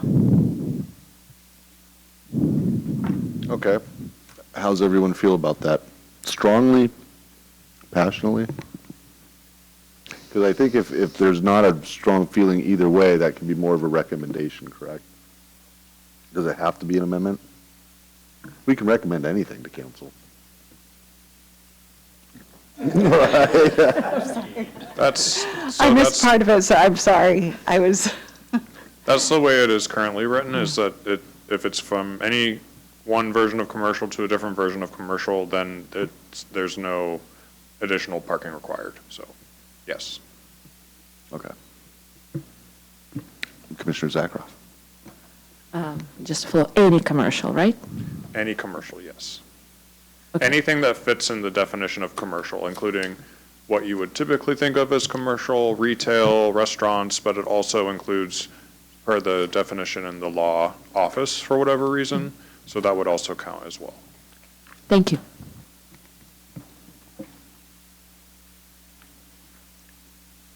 Vice Chair Patterson? Yeah, general, yeah. Okay, I'll put this out to the commission. I'm considering making an amendment to this motion to divide it into two, like a A and a B, 3A, 3B. And the reason why is because I think part of this motion, or part of this amendment, is a requirement for compliance with state laws. I think there's a big section of it that we basically have to do. But there also is a section about removing parking minimums in the UV or UC and MUCI zones. And I think that should be considered almost like two separate recommendations, because I think that there's different reasons why we might recommend one but have some additional notes on the other one. From what I've understood in our last conversations on this topic, we kind of said like you said earlier, like the state already kind of goes above and beyond quite a bit, that we shouldn't go even further. And so like, let's wait and to remove minimums until we see how things shake out. And as we saw, there are a lot of minimums that are removed. I forget the list, but there's, a handful that still exists that we would additionally be removing. I think from the wait and see, we then kind of said like, maybe we'll revisit and talk more, but I don't think we ever really dug into it any further that I recall to get to a solid point where we said like, yeah, let's remove them. And maybe we'll all get there tonight. But at this very point, I'm not quite there on that portion of it, where I personally would not feel comfortable making a straight up recommendation saying, yeah, let's get rid of all of them. Whereas I do feel that way about the compliance piece. So that's what I'm thinking about. I don't know if you have any, I can make the formal amendment, but if anyone has any thoughts or discussion on just separating it before I do that. Yeah, no, Commissioner Kraft. I know I talked about maximums so let's go to minimums. And I totally agree that we need to be super thoughtful before we go above and beyond on things that are already probably, pretty hard. And I would support holding off on getting rid of minimums. And maybe we get there eventually, but I agree that having that be a specific thing that we look at, or maybe just postpone, is probably a good idea. So when you guys mentioned getting rid of minimums, we're not talking about the state pieces, so like affordable housing, it's none of that. That's just, you above and beyond, meaning, what is it? It is central, is it farm? What's Urban core and mixed-use central Issaquah. urban core and central mixed-use Issaquah, those are the areas being proposed to completely eliminate parking standards. So it sounds like Commissioner Krass and Vice Chair Patterson are against removing those minimums, but let's keep going down the dais. Commissioner Adair. So I'm of the opinion I would like more discussion regarding the minimums, and I would almost go further and say I would like to see it split into commercial and residential, because personally I feel more comfortable reducing or eliminating minimums. I mean, like apart separately from the state requirements for residential, but I have different feelings about commercial. So I agree that I would like maybe more time to discuss and dig in and see, rather than just, hey, let's get rid of all parking minimums required, period. Yeah, all valid points. I think last meeting, we were discussing it, and I think originally, the first time we discussed parking, we all kind of came to that, let's not go above and beyond, we don't need to. I think the idea was, I think one of the committees came back, and that was the idea, was maybe to get rid of the minimums in these areas and see how it worked as almost like a sample size and let the market drive them. And again, I could be, like I said last meeting, I could probably be convinced either way. But again, looking for more commentary, and then we'll let Vice Chair Patterson put an amendment out. Commissioner Holmstrom. I have the same thought process. I just, in that zone, I don't see a ton of available street parking right now. There's tons of private parking lots. But we can't assume people are just going to be allowed to park in those. So if they have to park in the street, it's just, I mean, you look at north of Gilman, there are no streets. That's a huge strip of land that could get redeveloped. And if there's no minimums, I don't know where people would park a car. So I'm totally in favor of wait and see. Yeah. Retaining the minimum for the urban core central Issaquah. Okay. Well, I think everyone's kind of had their piece. Do you want to put that amendment out there, Vice Chair Patterson? Yeah, absolutely. Cool. So I would like to amend motion 3 to divide it into 2 separate motions. Motion 3A, the amendments required for compliance with SB 5184 and HB 1183. And then motion 3B regarding elimination of parking minimums in UC and MUCI zones. You get that okay? Yes, so just to be clear, you're trying to break it into 2 motions? Correct. Okay, you could also make an amendment.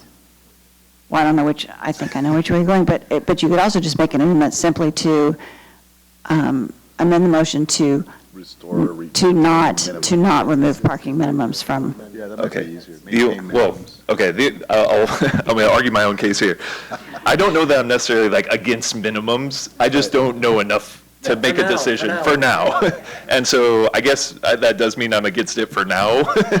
So if it makes sense, we can move forward with approving the state requirement ones and recommending further discussion. Correct, and what you can do is, again, we can put that as a note that, you know, because we need to, you have your reasons for not doing things, and we're including those in our packet. So we'll say, didn't recommend at this time, would like, you know, further research done on So- whatever your reasons may be. Question for you, Kristen, was it appropriate, would something appropriate, and again, this is not my strong suit, would it be appropriate for the amendment to say to basically break out that and maintain minimums in these areas, or is just an informal recommendation okay? I Because think you that's the can, proposal that's technically out there, is we're saying, no, we're okay with getting rid of the minimums. right, the amendment could be to remove the, that's what I'm saying, to remove the proposal to remove minimums, just remove the proposal to remove minimums Okay. Yeah, yeah, but we do need to formally do it because Yes. it's technically we've. yes, it's. We didn't vote on anything. It hasn't Good. been seconded, it's still out Pretend I there. never said anything.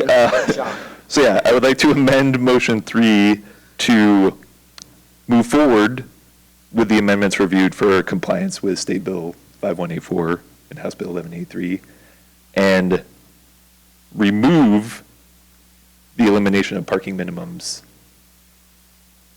That's good, that's enough? That works. Okay. Could you do me a huge favor? And a little sticky pad so I know what to say here in a couple seconds. I'm going to buy myself a few seconds by pretending to cough or something, I don't know. Okay, so now we need a second for Vice Chair Patterson's motion. So Commissioner Dare. I second Vice Chair's, but That's getting late, I I know. second Vice Chair Patterson's motion. Do I need to say what it is again? No, you don't. Great. Second's perfect. Thank you. Thank you, Genevieve. Okay. It's been seconded, so now we have time to deliberate and discuss what Jesse put out there. How's everybody feel about that? Because we are going to vote on it before we get back to the general topic.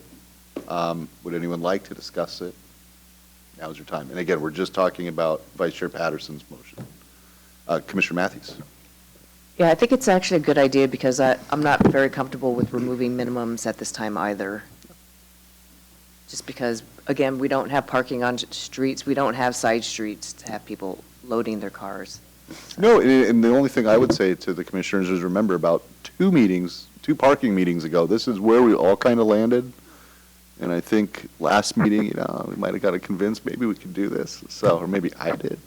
But ultimately, this is why we're all here. So again, everybody's opinion's valid. Commissioner Holmstrom brings up a good point about Gilman. So again, very thoughtful.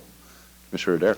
Yeah, and I'll probably land in getting rid of parking minimums, but at this point, I do want to see more research, and I want to know what kind of safeguards we can put in place, for example, for people who live in neighborhoods. Like, we had a public comment brought up, and she's saying everyone's parking on streets, and we don't know when or where.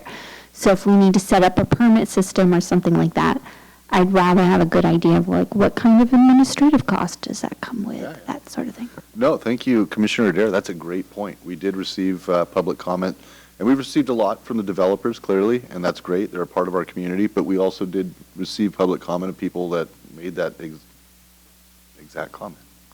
Yeah, and to your point, I agree. I think I could see myself getting rid of them and let it be market-driven completely in the future, but never hurts to have more information. All these things can always be revisited. Okay, I think my sticky pads are getting ready, my sticky notes getting ready.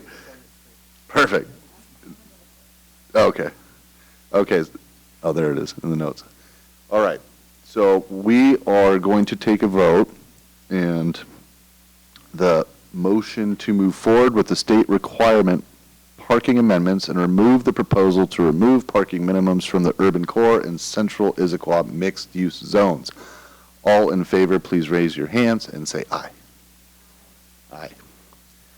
7 of 7, unanimous. Okay. Back to parking. I think we kind of knocked out the big stuff, but clearly we're not done. More deliberation on parking. Is there anything that hasn't been said? I mean, there's a lot in there, and to John's point, parking is emotional, especially when you can't find it. Okay. It might be the hour, it might be we just talked a lot. Any other comments as far as the different proposals? I think, again, some of this was state-driven.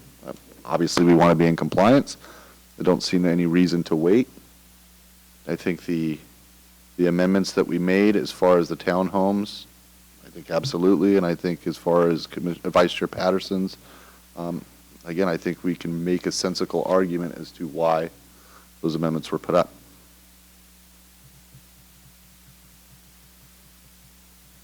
Okay. So what am I looking at? You're just looking at we're looking to responses for why the commission did or did not adopt these. I think you've discussed most of these. I just put them up here just to make sure. Okay. Now I'm going to have to put the regular motion with the amendments. No. Amendments are voted on. Don't have to worry about them. Then there's some magic formula I'm supposed to say. There is. So the last one is to, What's that? you just move to adopt the parking amendments as required, as amended.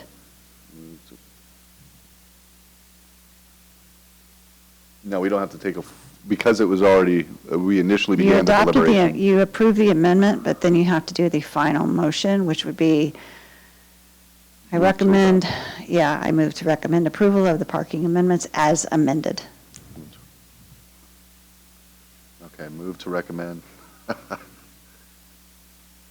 parking amendments as amended.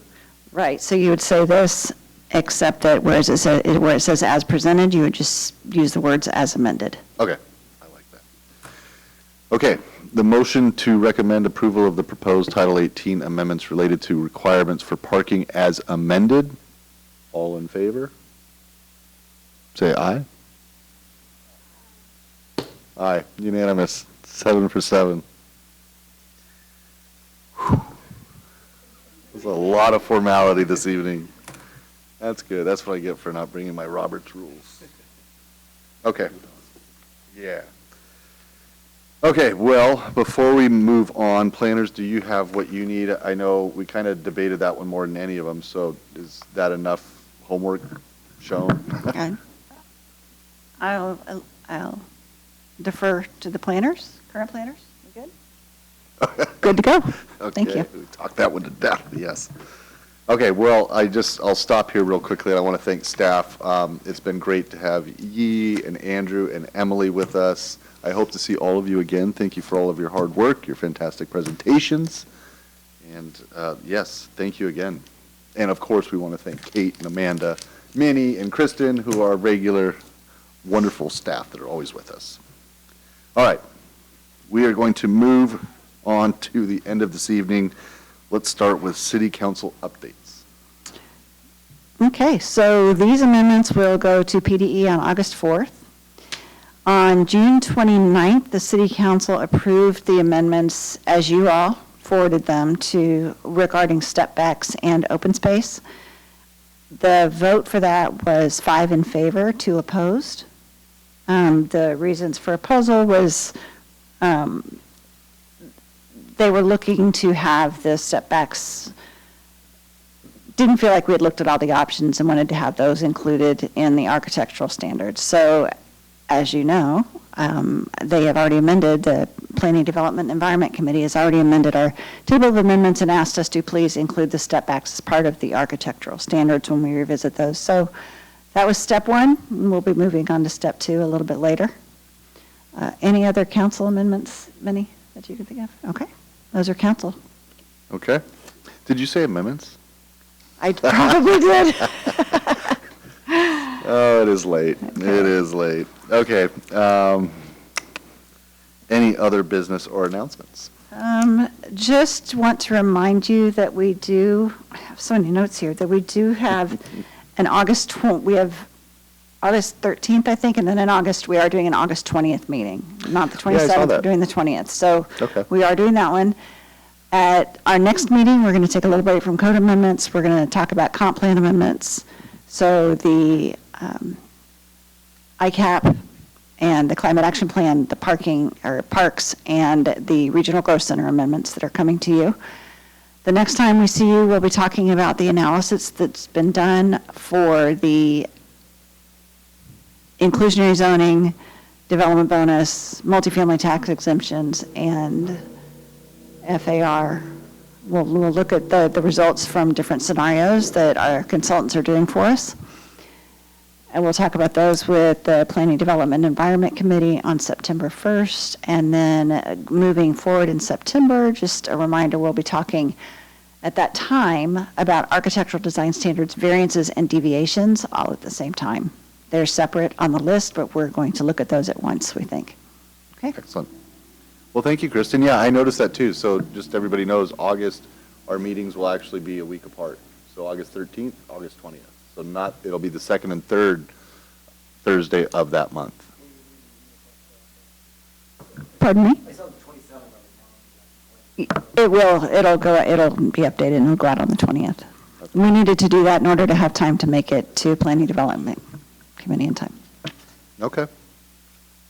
All right. Any other announcements from the commission, staff, anyone? I did notice there is a cool festival going on, August 13th, our next meeting, Thursday, the Aircraft. Is that new?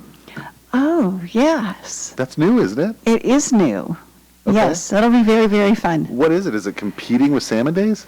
No, not at all. So the Mick, the guy who initiated it, I love this. He's a professional clown, and he has the clown garage here in Issaquah.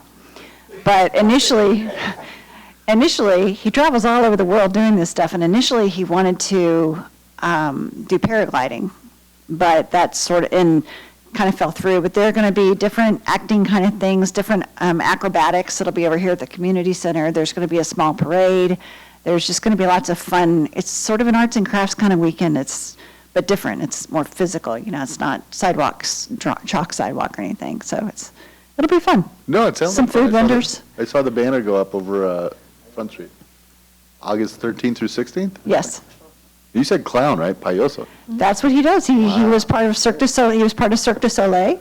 And yeah, Just some pretty cool stuff. My kids took clown lessons from him. He's great. He's a great clown. I mean, he knows what he's doing, and my kids are much better jugglers for it. Excellent. Okay, well, our summer of fun has not ended. We still have a little longer to go. Commissioner Issaquah. Every weekend in August, the Front Street will be closed Oh, for Saturday and Sunday, and there will be different activities. Oh, that's right. Well, Al fresco in front. so I'm not even sure. I know that, is it just August, the month of August, or is it? They are going to start closing Front Street for some weekends. Interesting. Okay. Yes. I know every weekend in August because I was asked if Yeah. anybody from the dance community can participate, and they probably will, and you Yes. might see me or not see Yeah, me. the date's kind of changed, but yes, it'll be, keep your eyes open for that one. Yeah. Yeah, that'll be fun too. Yeah, and then what else we have? Tuesday's Concerts in the Green is back. So what was Tuesday I went? Stonesy, Rolling Stones cover band. It was great. If you could survive the 90-something degree weather. But yeah, it was a lot of fun. Okay, I think that wraps it up. Again, want to thank staff for all their hard work and thank everybody here. We're going to adjourn this meeting of the Planning Policy Commission at 8:52. Night, everyone.